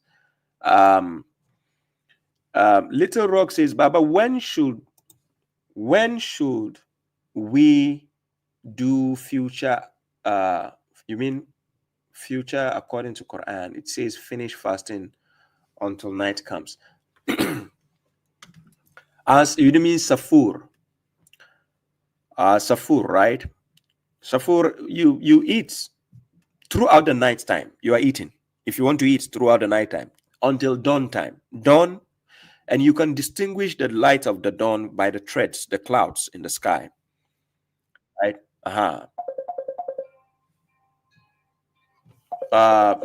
Somebody is calling Nasir. Assalamu alaikum. Yes, wa alaikum salam, brother. Your name and where you're calling from? Yes, my name is Little Rock. I'm from Turkey. Little Rock. You're in the comment section. Okay. Nice to meet you, brother. Yeah. You were just answering my question, but yeah. I just answered your question because I even answered it even earlier also. I spoke about it earlier. I'm sorry, I reached that. I will watch the whole video then. Okay. Yeah. If you watch the whole video, you get it. So you can just, I answered it already. Okay, Thank you. Can I ask a question other than Siam or? I actually want to base the program for today on Siam, please. Okay. I see. Okay, I will watch about the night time. Okay, I will talk about that. For clarification, is it after Maghrib or? Maghrib means sunset. So God never look. After sunset, we have something we call twilight. You understand? We call it Gasakil Layl. Yes. Right? So Gasakil Layl, we have what we call civil twilight, nautical twilight, and then we have astronomical twilight. The best time to break your fast is between nautical in between nautical and in between nautical and astronomical twilight. That can be classified nighttime, even though it's not 100% dark. But God says, when you read Quran chapter 17 verse 78, where it talks about salat, akimi salat liduluki shams, then he says ila gasakil layl. So it is telling us the night has a gasak. You understand? So after sunset, what follows is the twilight. So the twilight has 3 instances before the darkness glooms in. So to break the fast, you have to break the fast at layl. So gasaki layl, you can break the fast after sunset. It comes the twilight. So during that darkness hour coming, then you can break the fast. Okay, but so before it's full darkness. Or it doesn't have to be fully 100% dark, but there shouldn't be lights all over like a daytime, like the lights shouldn't be lights. But when we say twilight, we are talking about the sun has already gone down. But even though side of where you are is dark, but it might not be 100% dark, but it's considered as a twilight because you don't see the sun with your face, your eyes anymore. Okay. So, but I understand. But so here, my question is: it also includes the suhoor when it's like fully cloudy and weather is wintry here sometimes. Yeah. When it's winter, how can we exactly see like the khayt al-abyad min al-khayt al-aswad? Yes. And also. Yes. Thank you. So that is why today, in this modern day and age, we are in the age of technology, right? You can use your gadgets to actually know the timings and to know how the weather gets to a particular time, right? Yeah. So that is another option that you can use. So sometimes the eyes cannot be seen directly. Just like today, the blind person has to depend on you, the one who can see, to tell them that something is here or something is there. The same way the scientists have made life easier for us. We have gadgets who can actually tell you even the position of the moon or the sun, where it is. And it can tell you if dawn is coming or dawn is not. So you can use that for that. So is there a special calendar that you can advise us? For example, I live in Istanbul. Which calendar can I use for this exact time? To make it easier for you. Are you talking about calendar in terms of what time you need to eat and not time not to eat? Or you can use time and date. There's a calendar called time and date. I put it on the screen. Wait. Time and date.com. I'm going to share it on the screen. Then you see it. Are you watching me right now? Yes, I'm watching. Yes. I'm watching right now. So this page, this one I just shared right now. Okay. Thank you very much. So time and date. If you go to timeanddate.com, I don't know. Can I maximize it? This one. Can you see it? Yeah. So so on this page, it can give you the night time. When does it get dark? When does it get twilight? All the timings for the twilight. It will give you everything. You see and understand how to use it. Okay. Thank you very much. This page is called timeanddate.com. It makes it easier for you to know when it's dark, when it's dawn, where is sunrise, sunset, the moon, when is moon coming out, everything. Thank you. You're welcome, brother. Thank you. Assalamu alaikum. Sister JS, I'm trying to find. They say you ask a question. Why can't I see the question here? Is it this one? He said, do you think they begin the fast too early in Canada? I don't see the thin thread of dawn, but rather it is still completely night when the fast begins. Yes, the mainstream so-called Muslims, they are using a different formula of doing the fasting. So if you are going to follow their trend, you'll be totally out of coverage area. So please, just the website I just showed right now on the screen, it's called the timeanddate.com. You can actually use it and draft your own timetable.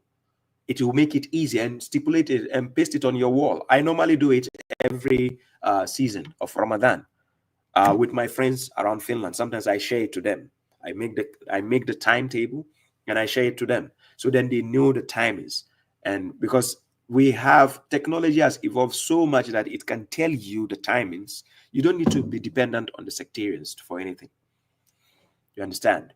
As God tells us, Quran chapter 17, verse 36, do not pursue, please pay attention to this wisdom, everybody listening. Do not pursue that of which you have no knowledge. It is very, very, very important. Do not pursue what you don't have knowledge about. So this is why, Baba Shuaib, when I speak, I laid out the evidences so that you can see for yourself, right? So that it will not be like me just telling you my opinion. You see it, you go and fish it for yourself, and you investigate it for yourself. That's the point. So I hope that answers your question. So I have people on the queue trying to join. This caller, Nasir. Nasir says they will need to connect their mic. Nasir Khan, you are in line to join, but it says you don't have a mic, so I cannot pick you up. Nasir, you don't have a mic. Please get a mic first, then I can pick you up. Brother, Salam you're not alaikum. wearing your shirt. Wa alaikum salam. Yeah, Where is your shirt? It's here. Why is it too hot in your room? No, it's not hot. Hey, you want to show us your I'm just enjoying. I'm just enjoying the breeze in my room. That's why. Hey, there's a breeze, and everybody has to come there. Okay, no problem. No problem. Let's go. How may I help you? Please, the question I want to ask is, it's about the fasting. I'm based in Tamale here. Okay. Yeah, network, man. I just want to know when we will start the fast, because there are a lot of sects in Tamale here who are debating about the time we'll be fasting and other stuffs, and I'm a little bit confused. And I've been following you of late, your teachings and other stuff. Yeah, that's just what I want to ask you. Okay, thank you. Actually, I do have videos that I've done on this topic. It's on my YouTube. It's called the Siam series, the Siam playlist series. It's on my YouTube. Yes, page. I've been watching all your series you post online. I've been following you of late. Okay. But I'm not talking about. I'm Abdul. Okay, Abdul. Okay, I've seen it, but I'm not talking about the recent ones. I've done videos from every last year, so on. All the videos, I piled them up in one folder. But let me explain that point. So I'm going to put the verse on the screen. Quran chapter 2. Okay. Verse 185, right? Then here.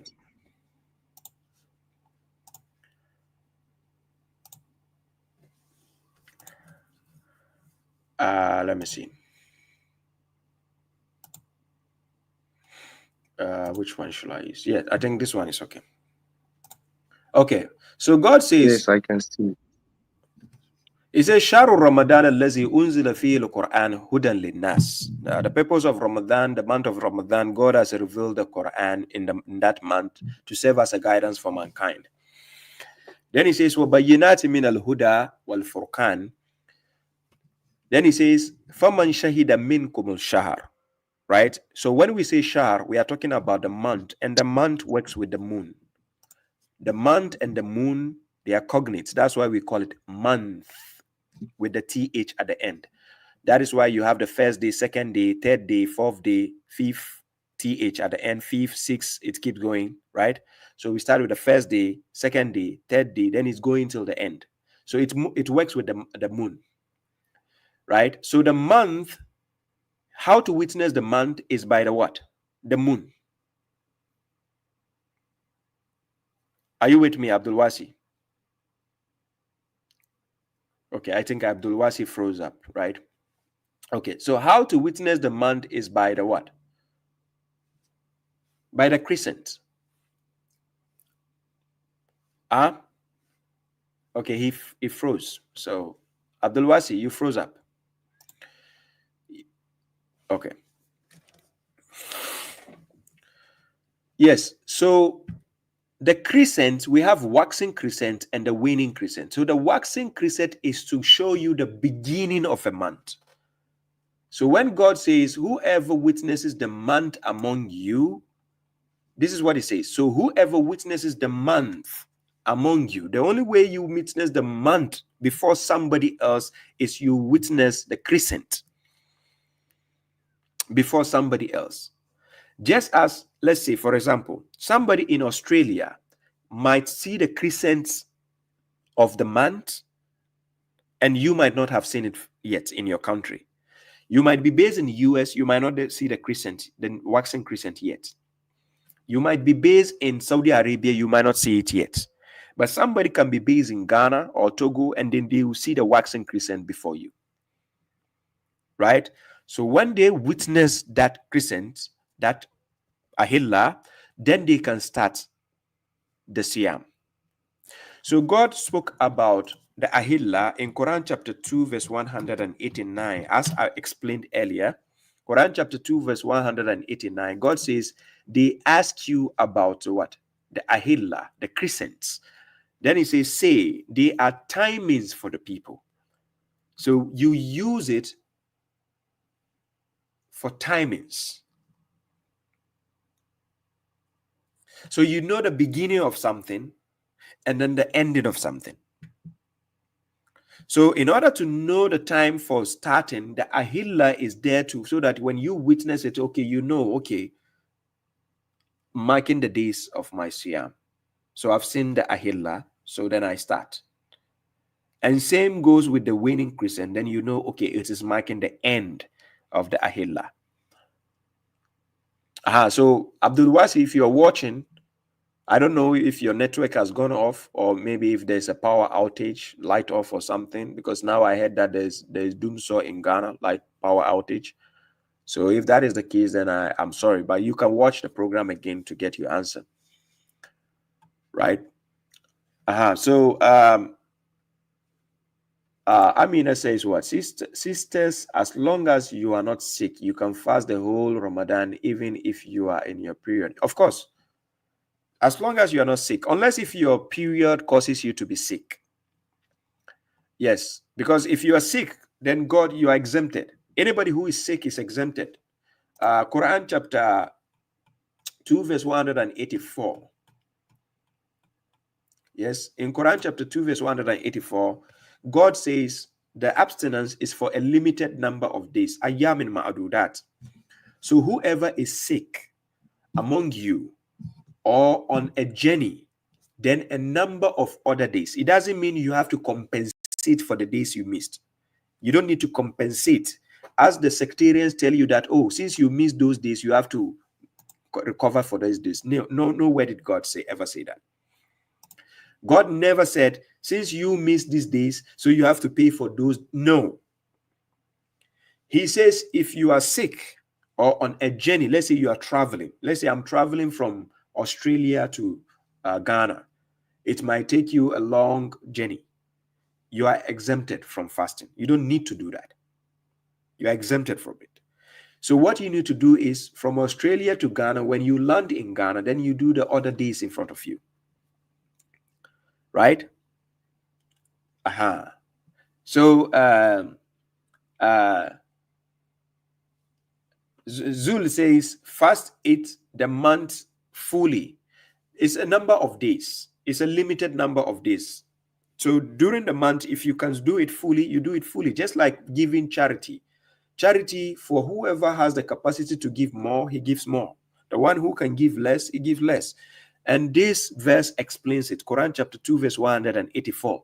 When somebody is sick, they might only be sick maybe for 1 week, and they will get to fast for other days. If somebody is traveling, they might be traveling for 1 week or 2 weeks, and they get to fast for only 10 days. Are you getting the point?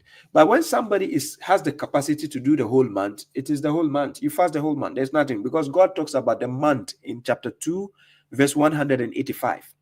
He says, whoever witnesses the month, then he used the word fast it. So the month is supposed to be used for fasting. That is a full month. Some people will have the potential to do the 29 days, 28 days, or 27 days, pertaining to witnessing the crescent, the waxing, and then the waning crescent. That is what you are going to use for the timing device. to know what time it starts and what time it finishes. Right? So, but when you are traveling, you are exempted. When you are sick, you are exempted.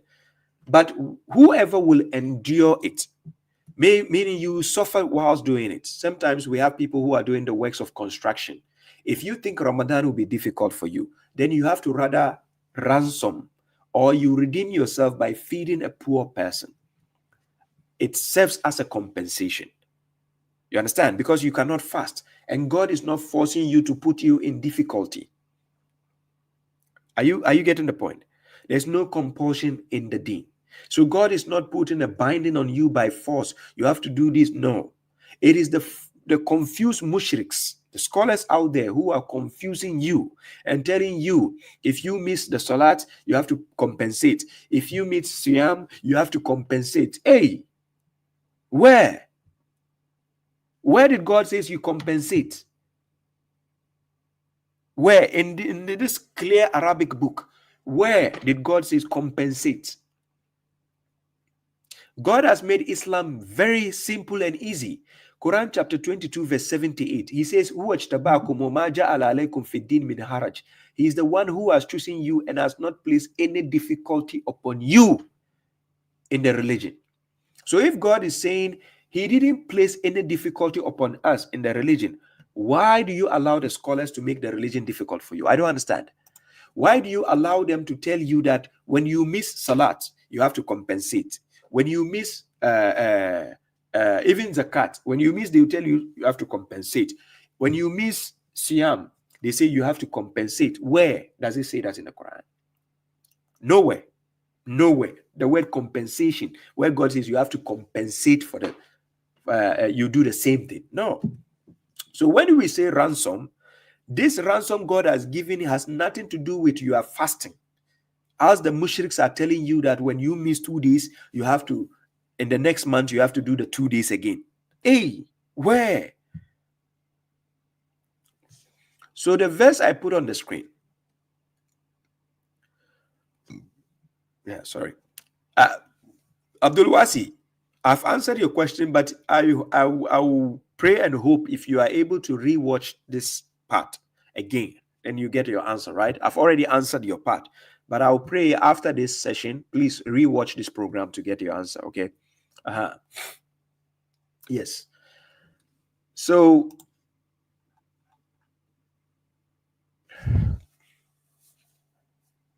yeah. So these people will tell you you have to ransom by, you have to compensate for the days missed. So if a lady, you are on your period, and the period is making you sick. We have ladies who go under their period and they have cramps, or they have stomach pains, or they become weak in the body. If you feel sick, listen carefully. God says when you are sick, he says, so whoever is sick among you or on a journey, then a number of other days. It didn't say compensate for the days. He says a number of other days because it's within the month. So the month has other days ahead of you. So if I'm sick for 3 days, I have other days in front of me to do the fasting. If I'm traveling for 1 week, I have other days in front of me to do the fasting so that I will eventually get the blessing of the month. But if I will struggle throughout the month, that is why God says, وَعَلَى الَّذِينَ يُطِيقُونَهُ. Then he says, فِدْيَةُ طَعَامٍ miskin. Then you feed a poor person. That is what God is not forcing you with anything. Somebody will say, what if I'm poor? How can I feed somebody? If you are poor, won't you get food in the month of Ramadan? Somebody will not give you food. When somebody gives you food, you also know some poor person. Go and give him some food. It is always the people who don't have the deficiency, who are not poor, will be asking this question. What if I'm poor? What if you are poor? When you are giving, you also know another poor person you are better than. Go and give that poor person something also. Yes, that's what it means.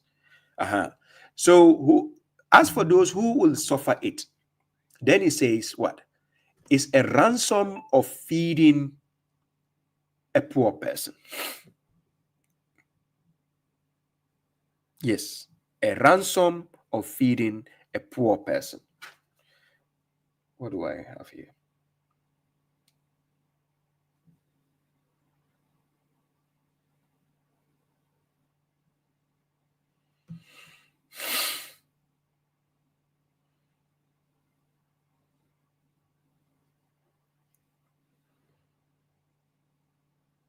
Yeah.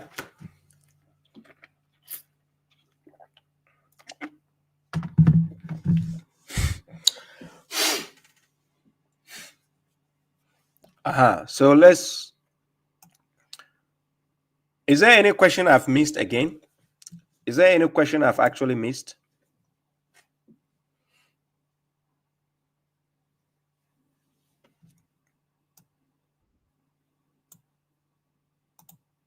Okay, Nasir, now you have your audio back. Okay. Assalamu alaikum, brother. I just wanted to have a question. So when you pay, when you're feeding a poor people, how many days you have to feed the poor? Depending on the days you suffer, you cannot do it. Okay, that answers the question. Exactly. Yeah, and it's just a quick question about the Taraweeh they pray. We don't pray, I guess, right? No, it's not part of the Quran. It's not part of even nowhere God said anything about Taraweeh. If you're doing your own personal prayer, that's no problem. But there's nothing about Taraweeh where God instructed us do 10 rakat, 20 rakat. No, it doesn't exist. Okay, thank you, brother. You're welcome, brother. Thank you. Peace. So that is Brother Nasir who just came on to ask his questions, right? Let me see. Sharif says, Baba, is it obligatory to read the whole Quran during the month of Ramadan? No, it's not. God never said it's obligatory for you to read the Quran throughout. As a matter of fact, if it is a month dedicated to the Quran, it is recommended and advised. But there's nothing like obligation on you. You have to read the Quran by force. So if we are celebrating, it's just like an anniversary of the Quran. So it is recommended to actually stick to the Quran, learn the Quran, study the Quran for guidance, for piety. Because listen, the purpose of Ramadan is for piousness. So God says, kutiba ya ayyuhal ladzina amanu kutiba alaykumus siyam kama kutiba alal ladzina min qablikum la'allakum tattaqun, so that you may attain piousness. And this piousness, to become pious, this piousness can be attained by the book of God. So when you go to Quran chapter 2 verse 2, this is what it says. Quran chapter 2 verse 2, it says, ذَلِكَ الْكِتَابُ لَا رَيْبَ فِيهِ هُدًى لِلْمُتَّقِينَ. That is the book wherein there is no doubt, as guidance for the pious. You understand? So it is this book that you can get piety from, and it is the same book during Ramadan. It is good to study this book and know what God is telling you concerning piousness. You get the point? So it is recommended, but it doesn't mean it's mandatory that you have to read or study the Quran throughout. No.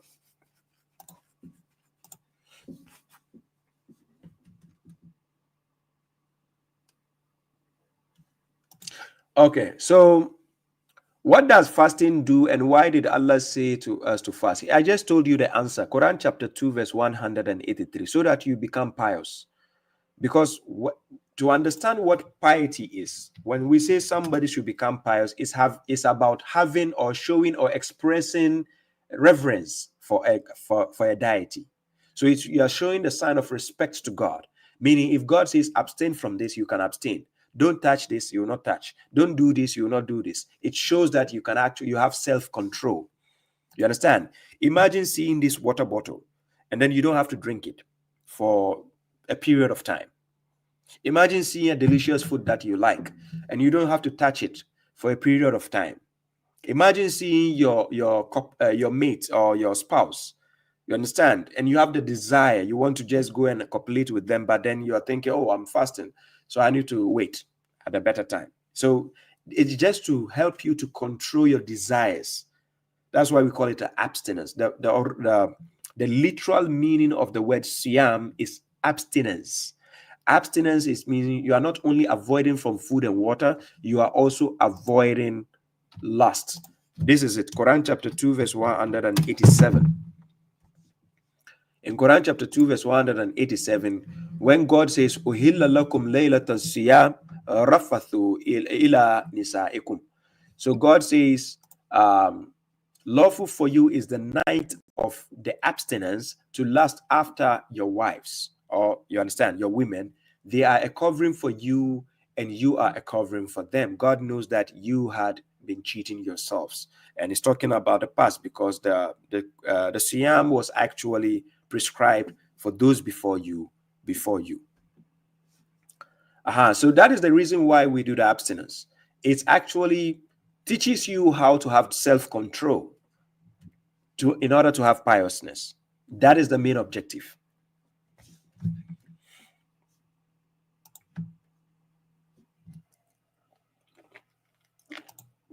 Oscar Sanya says, but Baba, what God said when you are fasting, you can sleep, that also God will pay. Now, if you're fasting, you can sleep. There's nothing wrong. There's no restriction. As a matter of fact, it is God who has to give us the restrictions. If God tells you don't do this during this, then don't do it. But God never said that. Just like Quran chapter 4, verse 43, he tells you do not approach the salat whilst you are intoxicated. You see, if God doesn't want you to do something during something, he will tell you. So there's nowhere God says you cannot sleep during Ramadan. He never said that. Hey, Gildas. Mon ami, I see you. Mon frère, comment ça va? So it is the restrictions that he has given. That is what we are working with. If he never said, don't sleep during this time, he never said it. So you can sleep all you want during Ramadan. If you like, sleep 10 hours. That's up to you. Sharif Karim says, Baba, what would you suggest concerning the Itikaf, staying at the masjid during the 10 last days of Ramadan? There's nothing wrong if you want to do that, actually. If you want to do that, there's nothing wrong with that. But it's not binding on you. We have, according to the Quran, even in this verse, Quran chapter 2, verse 187, this is what God says, but do not copulate with your women while you are abiding in the masjids, because masjid is a place of worship. It's a place of worship, right? Those places of worship, we have people who abide there during the Ramadan. So while staying in those places, don't go and copulate. It's not like a place where you go and copulate with your spouse. So God says that these are the limits of God. So do not approach them, that limit he's giving you. God does clarify his verses to the people. Perhaps they will become pious. When you are stipulating rules and regulations for the people, you write it down that do not do this here. Just like in places, they will tell you, do not sit here. Do not cross here. It's danger. It doesn't mean somebody has to do it before you come and write, do not sit here. Do not touch this. Do not do like this. So it's a law God is giving. Some people who have the naive way of thinking will tell you, why will God tell believers, don't go and sleep, do not copulate with your wife at the masjid? Oh, seriously. A human being is a human being, right? And a believer can even become a hypocrite. Yes. Quran chapter 8, verse 5 to verse 6. Go and check it. Even a believer can become a hypocrite. So there are rules where God stipulates for you. It is not impossible because people can do it. If you are a believer, doesn't mean you are an angel. As a matter of fact, even believers do sin. Quran chapter 47, verse 19. God asked the prophet to seek forgiveness for his sin and the believers also, because they can sin. But because they are God conscious, they can amend their ways. You understand?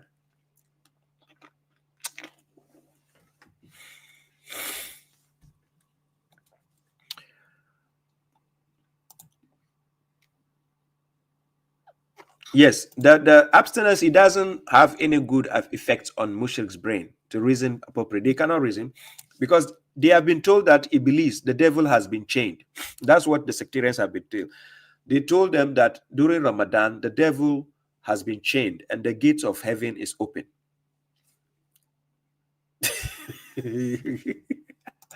Anyways, why is it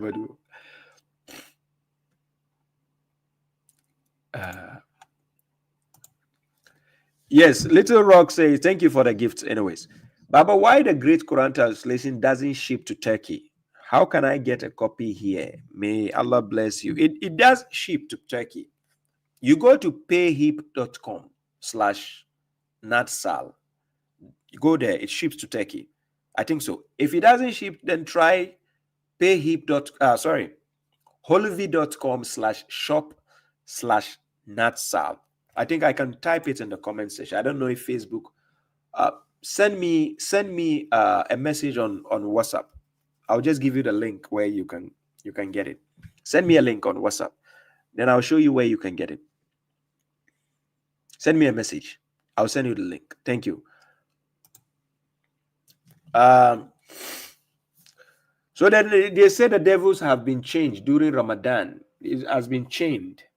So God will intentionally chain the devils during Ramadan. And when Ramadan is done, he say, hey, oh yeah, go and disturb them. Go, the foolish people, go and disturb them again.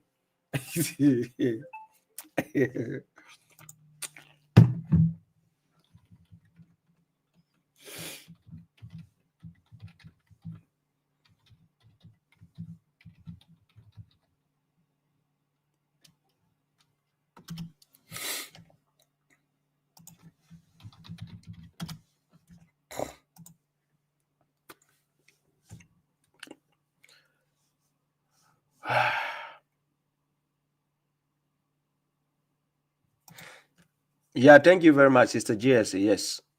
I actually have I have 10 copies actually. I have 10 copies reserved that a lovely brother Imran Khan actually paid for. 10 copies. I have 10 copies reserved. Right? But I'm just waiting on the printing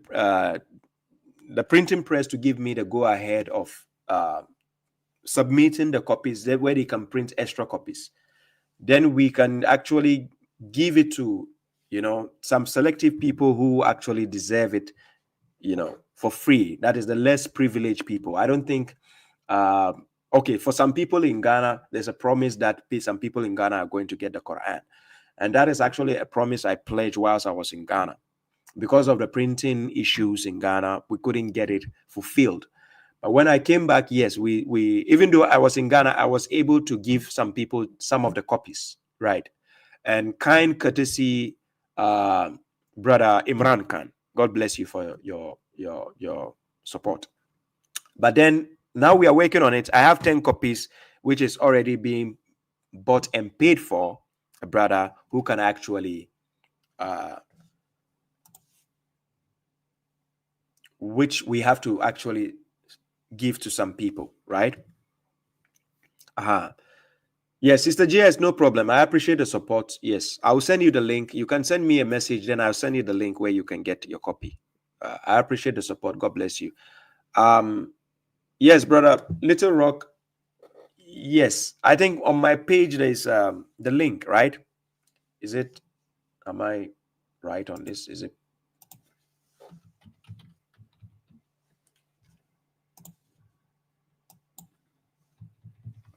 I send you the link.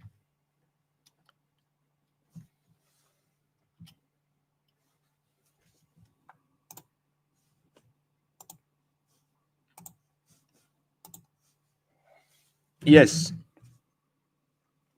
When it's finished, let me know, please. Talib says, why is arjulakum translated as leg in your translation and feet in other translations and dictionaries? Thank you. That's a good question. You see, when you go to Quran chapter 8 verse 11,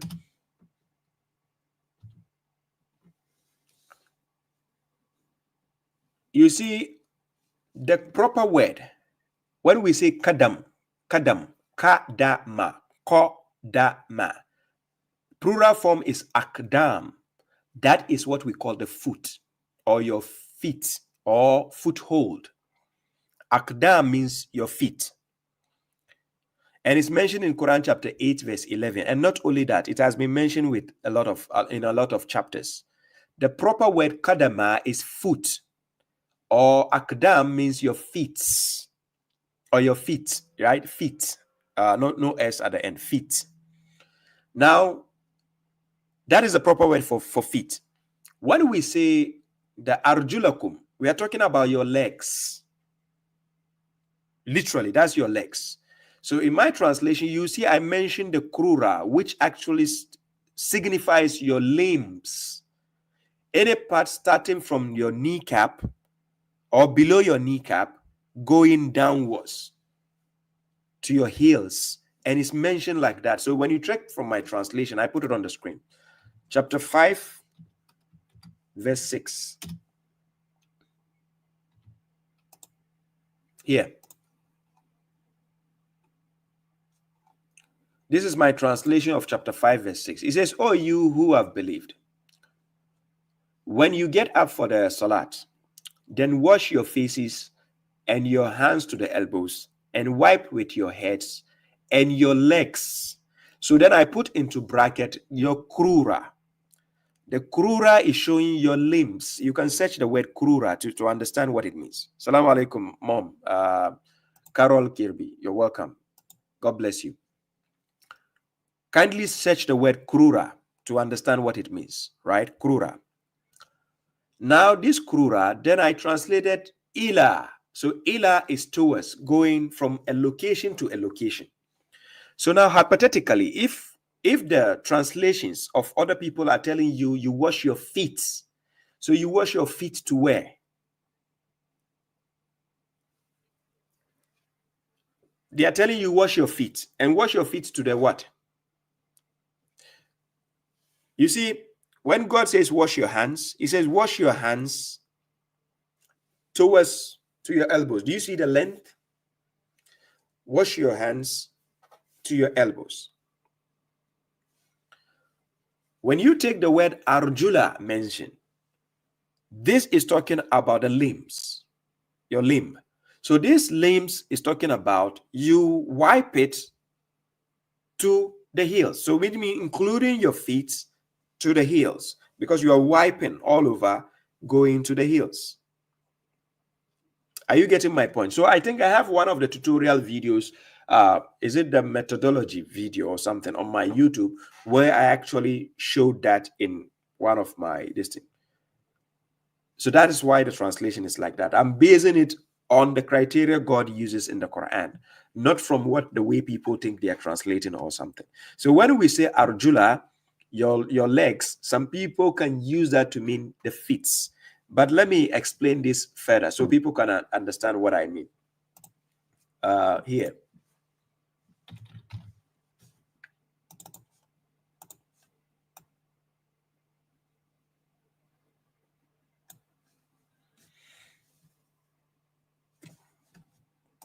Chapter 24, verse 45.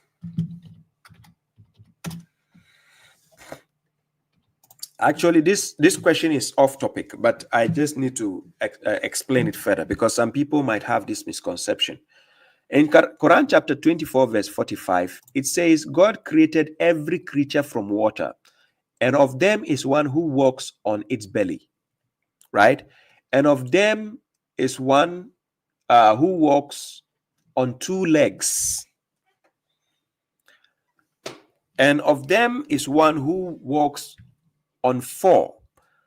Now, where it's mentioned rijlaini, two legs, if you are talking about the creatures, all creatures that God created, and he's talking about some have two legs. In this verse, if you put 2 feet, it will be 2 feet, it will be wrong. In this context, this verse I just put on the screen. If you put 2 feet, it will be wrong, right? The proper translation you have to put in this verse, Quran chapter 24, verse 45, is 2 legs. Then it makes sense.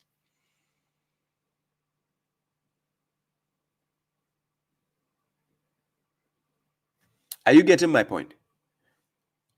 So sometimes it's based on how the structure of the verse is and what God is saying in that verse that determines what word is being used in the translation. But in certain instances, it doesn't mean when you say the other thing, the other word people are saying, it doesn't mean it's wrong. But it just depends on the context being used. Whilst why you cannot use a particular meaning, but other meaning can fit. So let me give another example. The other example is in Quran chapter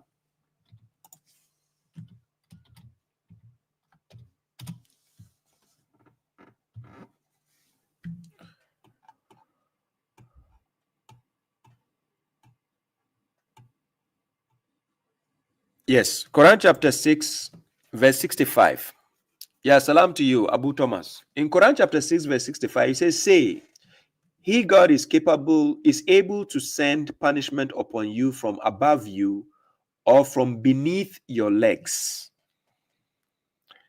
In this context, arjulikum, some people can say beneath your feet.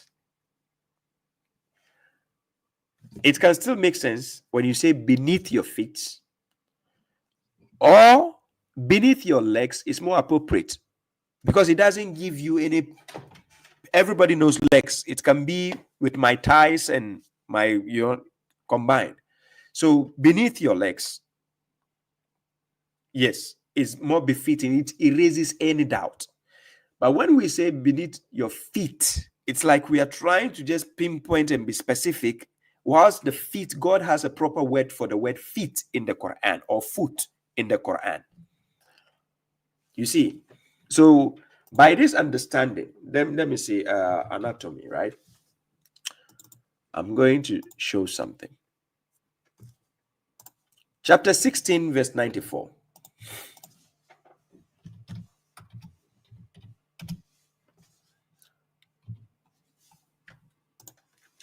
Chapter 16, verse 94. This is what God says. And do not take your oaths as vice between you, then a foot will stumble after its stability. So now you see the proper word for word foot is qadam. It's mentioned in the Quran. That's a proper word for foot. That is the literal meaning of the word qadama. So that is foot. If it is a plural form, we say akdam. That is feet. Akdam. So God knows the choice of words. If he wanted to be specific with a particular word, he will say it. If you want to mention your foot, he will mention it. So when it came to the ablution aspect, if you wanted to say your feet, he will say akdam. Are you getting my point? So when he intentionally leave that word out to use a particular understanding, because he wants you to understand the thing as a whole. So somebody will say, oh, is there something wrong if I only wash or wipe my feet? The best preference will be to wipe from beneath your kneecap downwards. That is the best preference. Yes. Okay. I've actually done 2 hours now. I don't know if there's any other question I need to clarify before we end this program, this segment. So kindly let me know if there's anything I need to clarify before I leave. Thank you very much, brother Abdul Wasi. Thank you.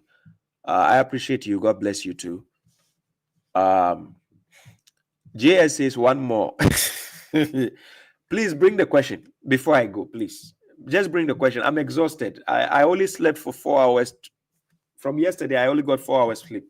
So I still have to compensate the sleep. I still have to recover the sleep. I need to sleep extra, please. So somebody says, how do you know the month of Ramadan? Is just on the calendar. Just like how you know January, you know December. Ramadan is on the Hijri calendar. That's the month of Ramadan. If you have the month of Ramadan in any other calendar, please bring it to us. Please. That's how I know Ramadan. It's on the calendar. Mm-hmm.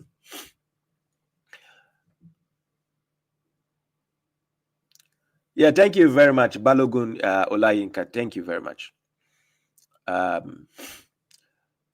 It's just like somebody will say, how do you know this is Quran? Yes, the Quran says it is the Quran. That's why I know it is the Quran. Yes, how do you know this is the Quran? Yes, open the Quran, read it. It says the Quran. How do you know this is Ramadan? Yes, go to the calendar, Hijri calendar. It says Ramadan. As a matter of fact, I didn't check any Gregorian calendar where it says Ramadan on it. No. So we find it there.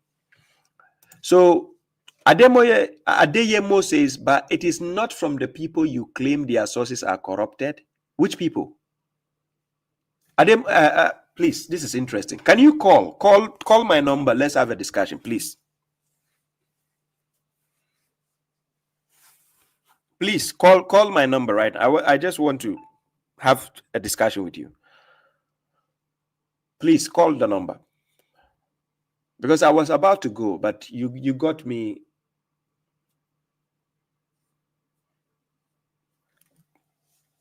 Please call the number.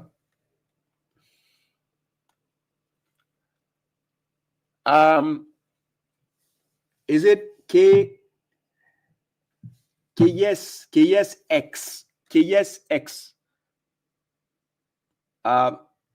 Zulfikar, it doesn't move. It is when you compare it with the Gregorian calendar. That is why you think it is moving. Please don't compare the Hijri calendar with the Gregorian calendar. They are not the same.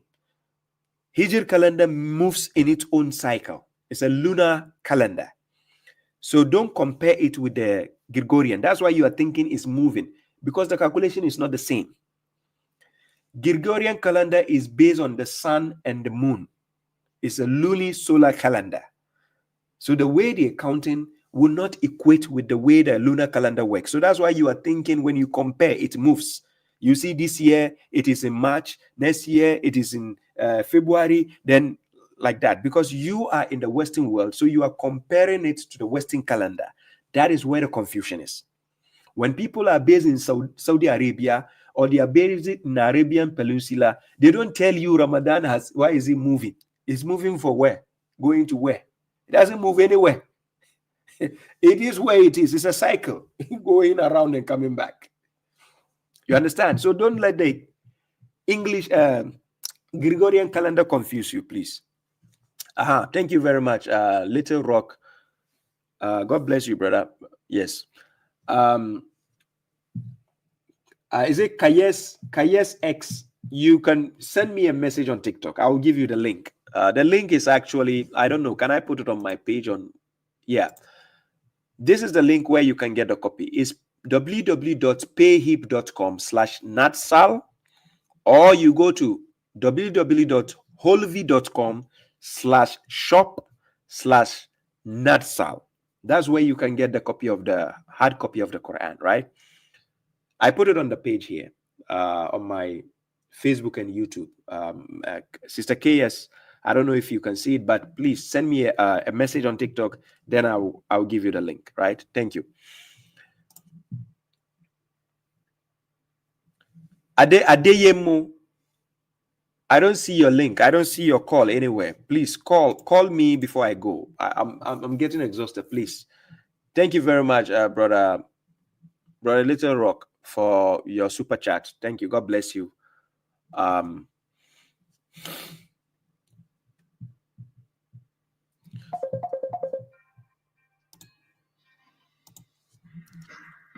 Yes, salam. Yes, salam alaikum.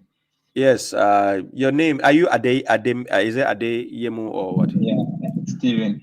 It's obvious you are a Christian. No, I'm a revert though. Are you a revert? Revert to what? Yeah, to Islam. Okay. You're welcome. Yeah, good evening. Okay. Good evening. Here is actually, it's midnight for me now. So. Okay. So you made a statement. You said what? So I asked the question that how do you know? Because I'm listening to my voice again. I don't know. I'm kind of listening back. Because you are, yes, because it's either you are watching the program again on somewhere. Okay, take the speaker out off. You're on speaker out. Okay. Okay, no problem. So what I'm saying is, the Quran says the month of Ramadan is when the Quran was revealed.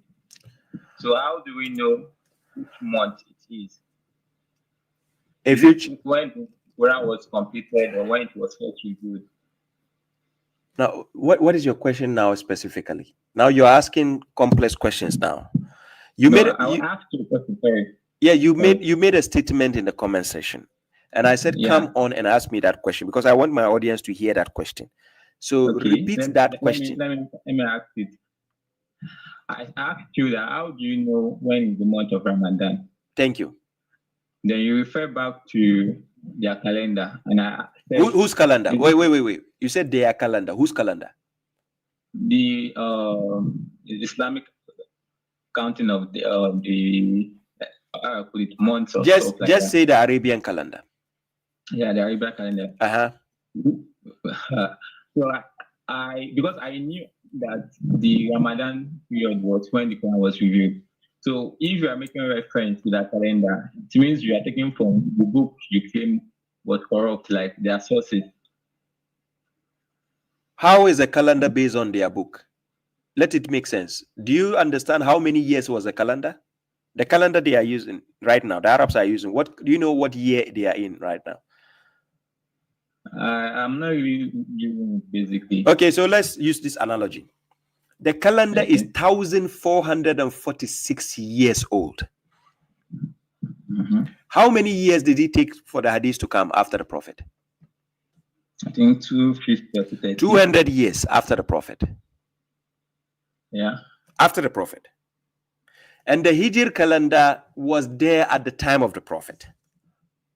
And the Hijri calendar started counting second year after Hijri before Ramadan, that the Quran was revealed in the month of Ramadan. So there was already a month called Ramadan before the Quran was revealed.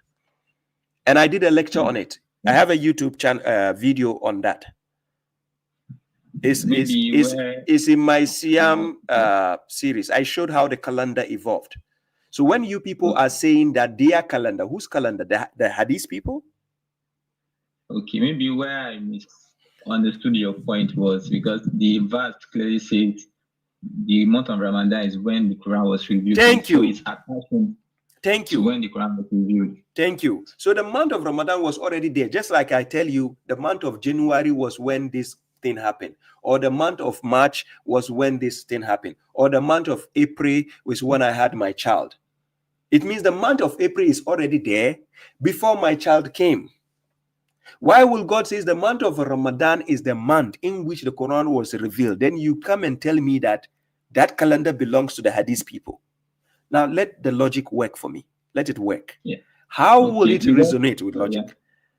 Because I actually understood that verse differently. That's why I was asking you. Because I feel the month is attached to when the Quran was revealed, not maybe a prescribed month that was in a calendar before. If you mention Adeyemo, if you mention the word month, where do we find the word month? Where do we find it? A month. If right now I say a month, on what or what place do I find a month? On a calendar. Thank you. On a calendar. So then God says the month of Ramadan. Please, it's a simple question. On which calendar in this world we are based right now, on which calendar do you find the month of Ramadan? I don't know. I don't think there is. I don't think the Quran was talking about a calendar. But you say you don't think. Now you are assuming things. So do you want us to go with your assumption? It's not an assumption. So you say you don't think. I don't know which language I want to use and think. Okay, let me use no so that it will be more specific. Okay? Then prove it. I think. Okay. So I believe, or I know. I don't know. If you say you know, you are going to prove it. Okay. Okay. I know what the Quran here is saying that the month of Ramadan is the period whereby the Quran was revealed to the people. And when we are talking about the people, basically, we're talking about individuality, in a sense that when people actually took the Quran as a clear proof for guidance, like me now, I reverted maybe January, which I would call that January as the month where I took the Quran as a clear proof for guidance. So anytime I see that month, which is January, it's my Ramadan. So the Ramadan month for me is a period of time whereby I accepted that this Quran is a clear proof for guidance and a criterion for me. That's why Allah said in the last verse of this specific ayah that we should be thankful for Him guiding us. So the month for me to be thankful that, this month was the month I was guided into Islam. So I don't attach it with a calendar. So if I was guided during January, and maybe someone else to January, we can all have our Ramadan during that period. Okay, so let me re-explain to my audience.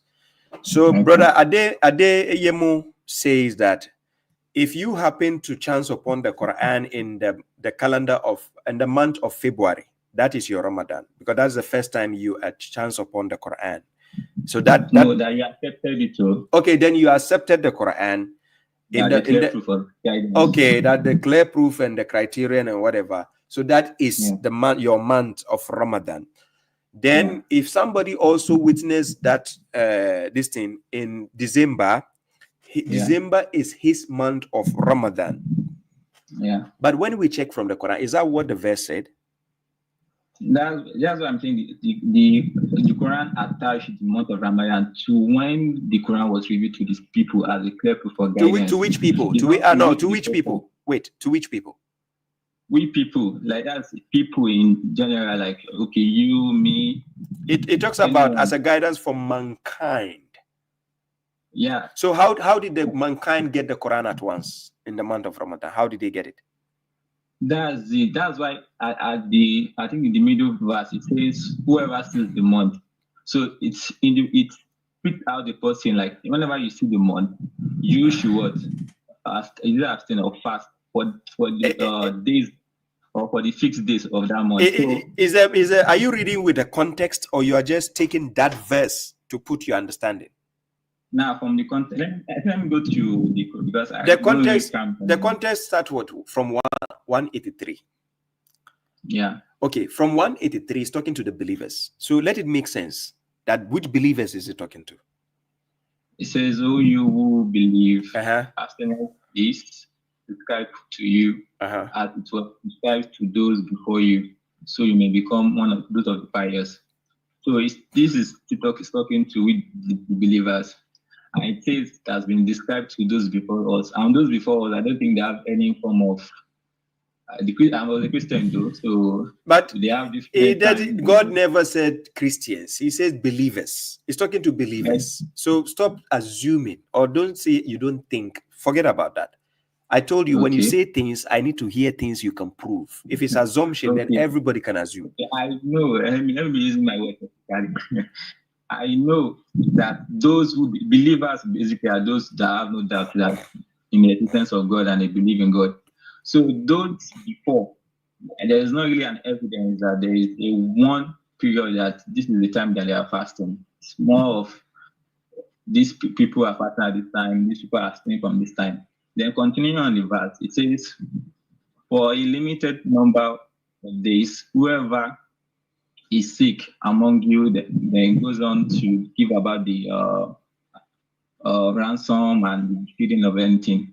Then the 185 says, "The month of Ramadan is that in which the Quran was reviewed as guidance for the people." And we know the Quran was reviewed to the prophet. So it's either, if it was a period that was attached to the prophet, it was said to the prophet, but it says to the people, as well as of the guidance and criterion. But who received the Quran in the first place? The first person to receive the Quran, who was it? It was the prophet that received the compilation of the Quran. So if we were to attach it to the prophet, we were asking a question of, is it the first? It means, Adeyemo, let me tell you something. When we say you are reading the Quran with context, it doesn't just mean you are just reading few verses in one chapter and that is the context. Quran is connected in different chapters. So when we are talking about month of Ramadan, who was the first to receive the Quran? It was the Prophet Muhammad. Okay, in which month did he receive the Quran? There is no agreed. People were saying Iqra or this and that. No, I'm asking you. Forget about what people said. I said, in which month did he receive the Quran? That is why Allah does not use the prophet yet. He used people. I'm asking you, Adeyemo, listen to my question. In which month did he receive the Quran? I don't know. That's the prophet to know that. I don't know the month. I didn't say you should explain. Listen to the question again.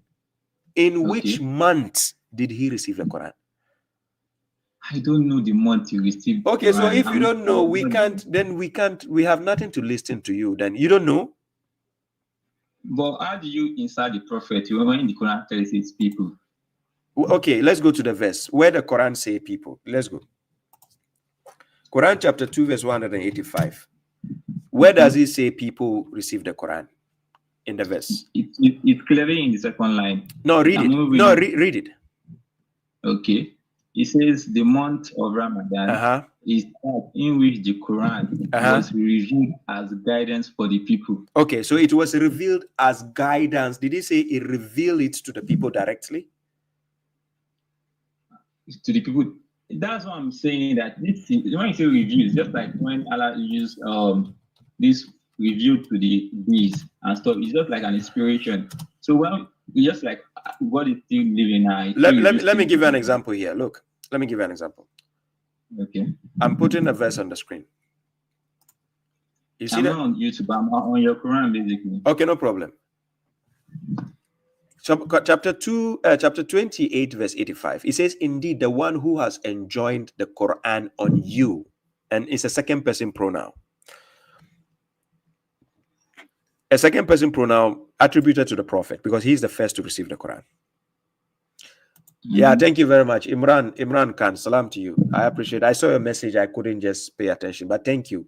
Have a good night. I'll be leaving soon also.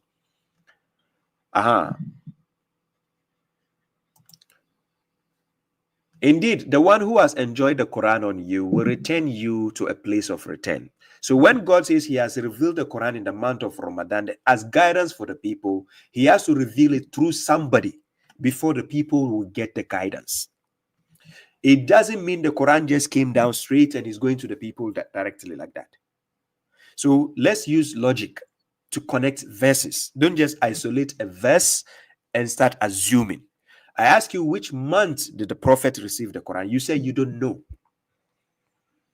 Yeah, because I researched it and there's no really a specific month being given. But that is a month being mentioned. Unless if you want to argue with the statement God is saying. God says the month of Ramadan.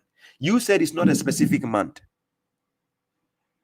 So if I tell you, but wait. If I tell you the month of January was the month in which the Quran was revealed, comma, I put comma there. The question will now come, was revealed to who? Yeah, the Quran clarifies itself, it says as a guidance for people. No, I said when it was revealed. Don't bring the us. Don't bring us yet. It was revealed in the month of January. The first question somebody will ask is, it was revealed to who? Okay, it was revealed in the month of January, yeah? No, to who? Oh, yeah. I understand what you're saying. So the first person who received the Quran is Muhammad, the messenger. Understood. Thank you. Then now it's going to be served as a guidance for mankind. Do you see how it works? Now it's going to be served as a guidance for mankind. So are you saying Muhammad never received the Quran in a specific month? Because we deal with days, we deal with months, we deal with years. So according to your logic, which means Muhammad never received the Quran in a specific month. I'm saying whatever month Muhammad received the Quran and he accepted it as a book of guidance and a criterion. That is the month of Ramadan. So then why did God mention the word month? Because we have a period of time that everyone will receive the Quran as a guide. If now, basically, most Muslims, let me just say this, most Muslims now just fast or do this Ramadan for after 6. Just as, okay, I'm coming back from my practice more or more. But what the essence of the Ramadan movement is that are you accepting the Quran as a criterion for your life? So anytime you get into that month, you are meant to thank to God for guiding you. Because it's not easy for you to just open, many people open the Quran just for nothing's sake. But for me to Ademo, actually, Yeah. you've already prolonged my nights with 30 minutes and you didn't give me any benefits now. I understand. Our discussion is based on opinion now. Like, no, I don't think anybody in the audience will agree with what you're saying.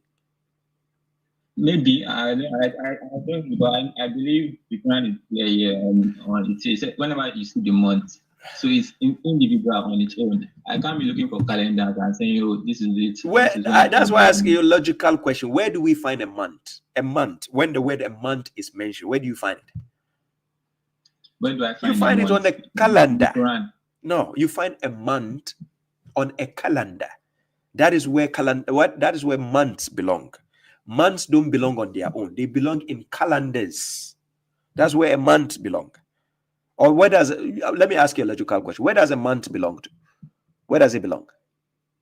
Is meant for you to count. It's kind of subjective to most society. So it belongs to a calendar.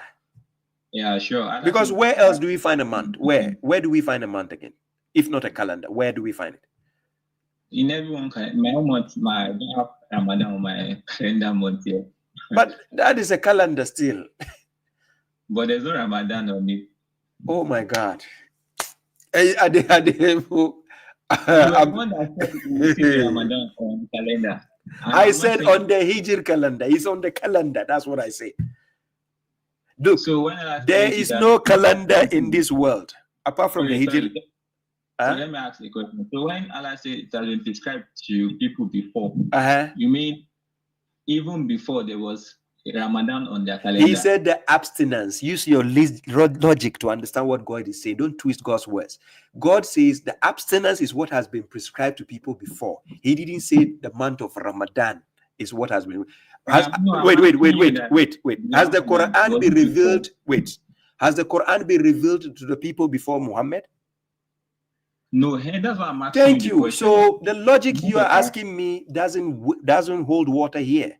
Don't go to chapter 2, verse 183, and he says, because God says he prescribed the abstinence to the people before, so that means that is another month of Ramadan. I'm sorry, I think you don't understand what I'm asking. I'm just asking you, like, that month you are talking about, the one on Hijri calendar, was it before the Quran was revealed or after? Like, the month was there. It was there before the Quran is. That's why I say go and watch my lecture on that topic. I have a lecture. If you go to my playlist, it's called the Siam series. You are going to see what you don't understand there. The lecture is there. I gave all the evidences to understand how the Hijr calendar came about. And is backed up by the Quran. The Quran is here. Remember what the Quran is here to do. Is to confirm what was before. Complete the statement for me. Quran is here to confirm what is before. Yeah, that was revealed before it. So if Quran is here to confirm whatever is before it, it is telling you anything that is there before the Quran came. Quran will tell you about those things. So it tell you about the month of Ramadan. A calendar was already there before the Quran was revealed. Are you telling me Prophet Muhammad never used any calendar? I don't know. I'm not even an history person. I don't know. Okay, so it's okay. Even in context, just I think you are putting a word before the Ramadan. It's an opinion, like you said. A word before the Ramadan. What word before Ramadan? What you put was the Ramadan month, but it says the month of Ramadan. Yes. Then telling what the month of Ramadan is. It's explaining. You say what is explaining the month? What? You say what is explaining what the month of Ramadan is? The verse is explaining what the month of Ramadan is. No, it's not. It's not explaining what the month of is. It's explaining what happened in the month of Ramadan. It means you have a lot of study to do in Arabic language. So let me show you something what you are missing. Quran chapter 2, verse 185. I'm going to. Can you read Arabic? Nah. Okay, so our argument is just will be a waste of time then. Quran chapter 2, let me put it on the screen just to help the audience. I'm on your Quran, basically. Okay, I'm putting on the screen for my audience also, so that they can see what I'm talking about. This is the Arabic I put on the screen. It says, Sharu Ramadan allazi unzila. Then he says, Fihi. Fihi means inside that month, in it, within that month. The word Fihi is qualifying the word Shahar, which is a masculine noun. So that you know within that month something happened. So it is not like it's explaining the month. It is rather telling you what happened within the month. That's how logic works. So if I tell you the month of wait, when I tell you the month of January was the month in which my son was born, it doesn't mean I'm explaining January.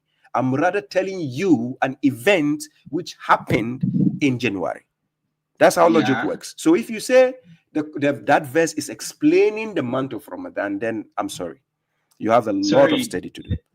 Your analogy that you used, you said the month of January is the month in which your son was born to, right? Yes, was born. Which means the birth of your son is attached to January. And then, yes, if it's attached to January, thank you. Now, look at the logic. If it's attached to January, how then will you say that any other month somebody witnesses the Quran becomes his month of Ramadan? Because it does not say this month, it says the month of Ramadan. It doesn't say this month. Let me just leave it like that. I believe with this, but Adeyebo, it's okay. It's okay. It's okay. Let's end it here. Thank you. Thank you for your time. No problem. Thank you so much. Yeah, you're welcome. Peace. Hey. Ladies and gentlemen, it's okay. I want to sleep in peace. Hey, I thought the following closely people are the confusion we have. Yay. There's more confusion out there. For people who say there's Ramadan is in September equinox, Ramadan is in the there's a problem.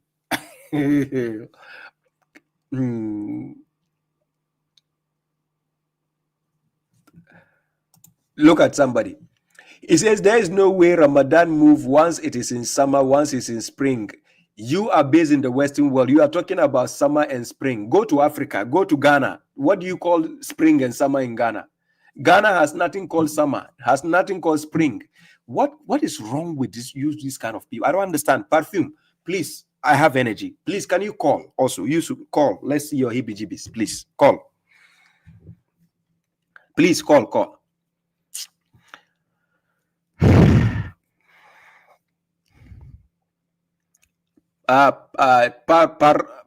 Parfum. Please call. The number is on the. Can you call? Let me spare some time.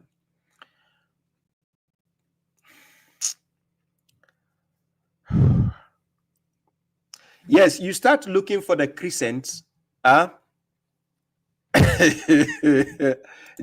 actually, my adrenaline went start pumping now. I'm getting the energy already. Because when people say BGB, hey, the month of Ramadan, you start looking for the crescent, the waxing crescent from Friday night, Saturday night, and Sunday. If you are able to spot the new crescent, that is the waxing crescent, then it marks the beginning of your fasting. You can know the day you are starting your Siyam, right? So start looking for the crescents. It will appear on the sky, in the sky, right? If you don't see it today, you see it tomorrow, or you can use the moon tracker. There's an app where you can track the position of the moon to see it. So you know the crescent, you know, okay, this is marking my first day, second day, and so on. So you see it visibly.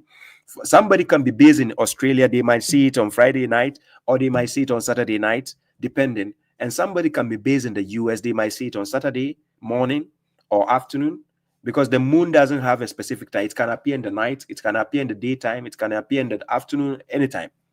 So then you check the moon tracker, then you can know the timing. That's all. Mamlai, I was answering your question. Mamlai Jase, that's your question I was answering. Parfum. He says I don't have he says I will call later, I don't have enough chat. Anyways, I'm ending the program. I just wanted to see your heebie-jeebies also. When you guys start talking about summer and then what, I don't understand how your logic works. You are based in the Western world, you are talking about summer and whatever. Okay, anyways. No, I didn't add Thursday to my, it is because of the Ramadan I did this session, because I might not get a chance to do the lecture again till next Wednesday when Ramadan has already started. That is why I did the program for today, to answer questions, right?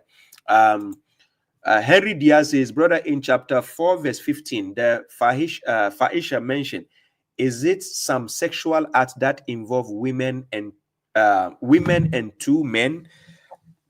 Yes, it is a sexual act. Yes, Fahisha has to do with sexual conduct, right? Also, so when you go to before I go, Quran chapter 17 verse 32, when God says la taqrabu zina innahu kana fahishatan wa sa'a sabila. So zina is considered as a fahisha. So fahisha is an act of lewdness, or we call it how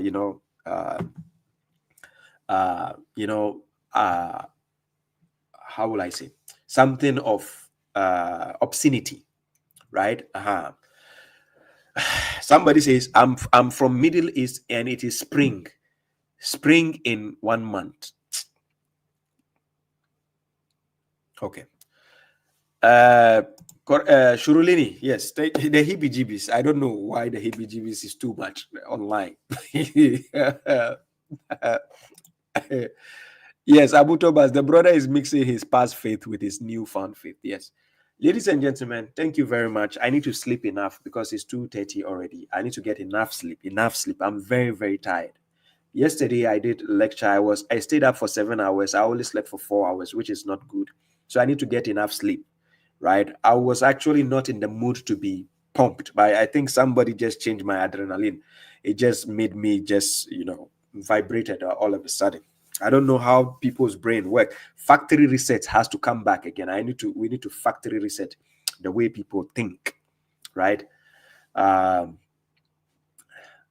You see, let me show you the confusion again. Look, this guy who just called, the Adeyemo, he said just checked when the Islamic calendar started. It was during the first caliph. But anyways, Allah knows best. Oh my God. Thank you. Sharif Karim, thank you very much. I appreciate the support. Thank you all, Carol, Kibi, Sister JS, Shurulini, Abdusamad, Abasedu, Salis Jimmy, all of you. I appreciate Mamlai, just say Jam Shady. Abdul Wasi, kindly watch the program again. I've answered that question you are asking for. If you are based in Ghana, you have to break the fast at night, right? So in Ghana, it will roughly be around 7 by 7 p.m., right? Almost 7 p.m., maybe 6:30 to 7 p.m. That is when the darkness have already appeared, right? So, ladies and gentlemen, thank you all for your time. Kindly rewatch the program to enjoy the answers I've answered. And also, thank you very much, Sister Jasmine Banu. Thank you, SS. Thank you all, ladies and gentlemen, to all those who have mentioned your name and I didn't mention, to all those who send me the super chat, to all those who send me gifts on TikTok, to all those watching. If I have missed your question, I apologize. But hopefully, kindly inbox me with your questions. If I have time, I'll answer, God willing. I need to save my energy because you will need to see me next week also, God willing. So I need to save enough energy and rest. Actually, right now I'm having a minor headache because due to the lack of sleep. I need to get enough sleep. Enough sleep will give me health. Depriving myself with sleep consecutively can make me sick.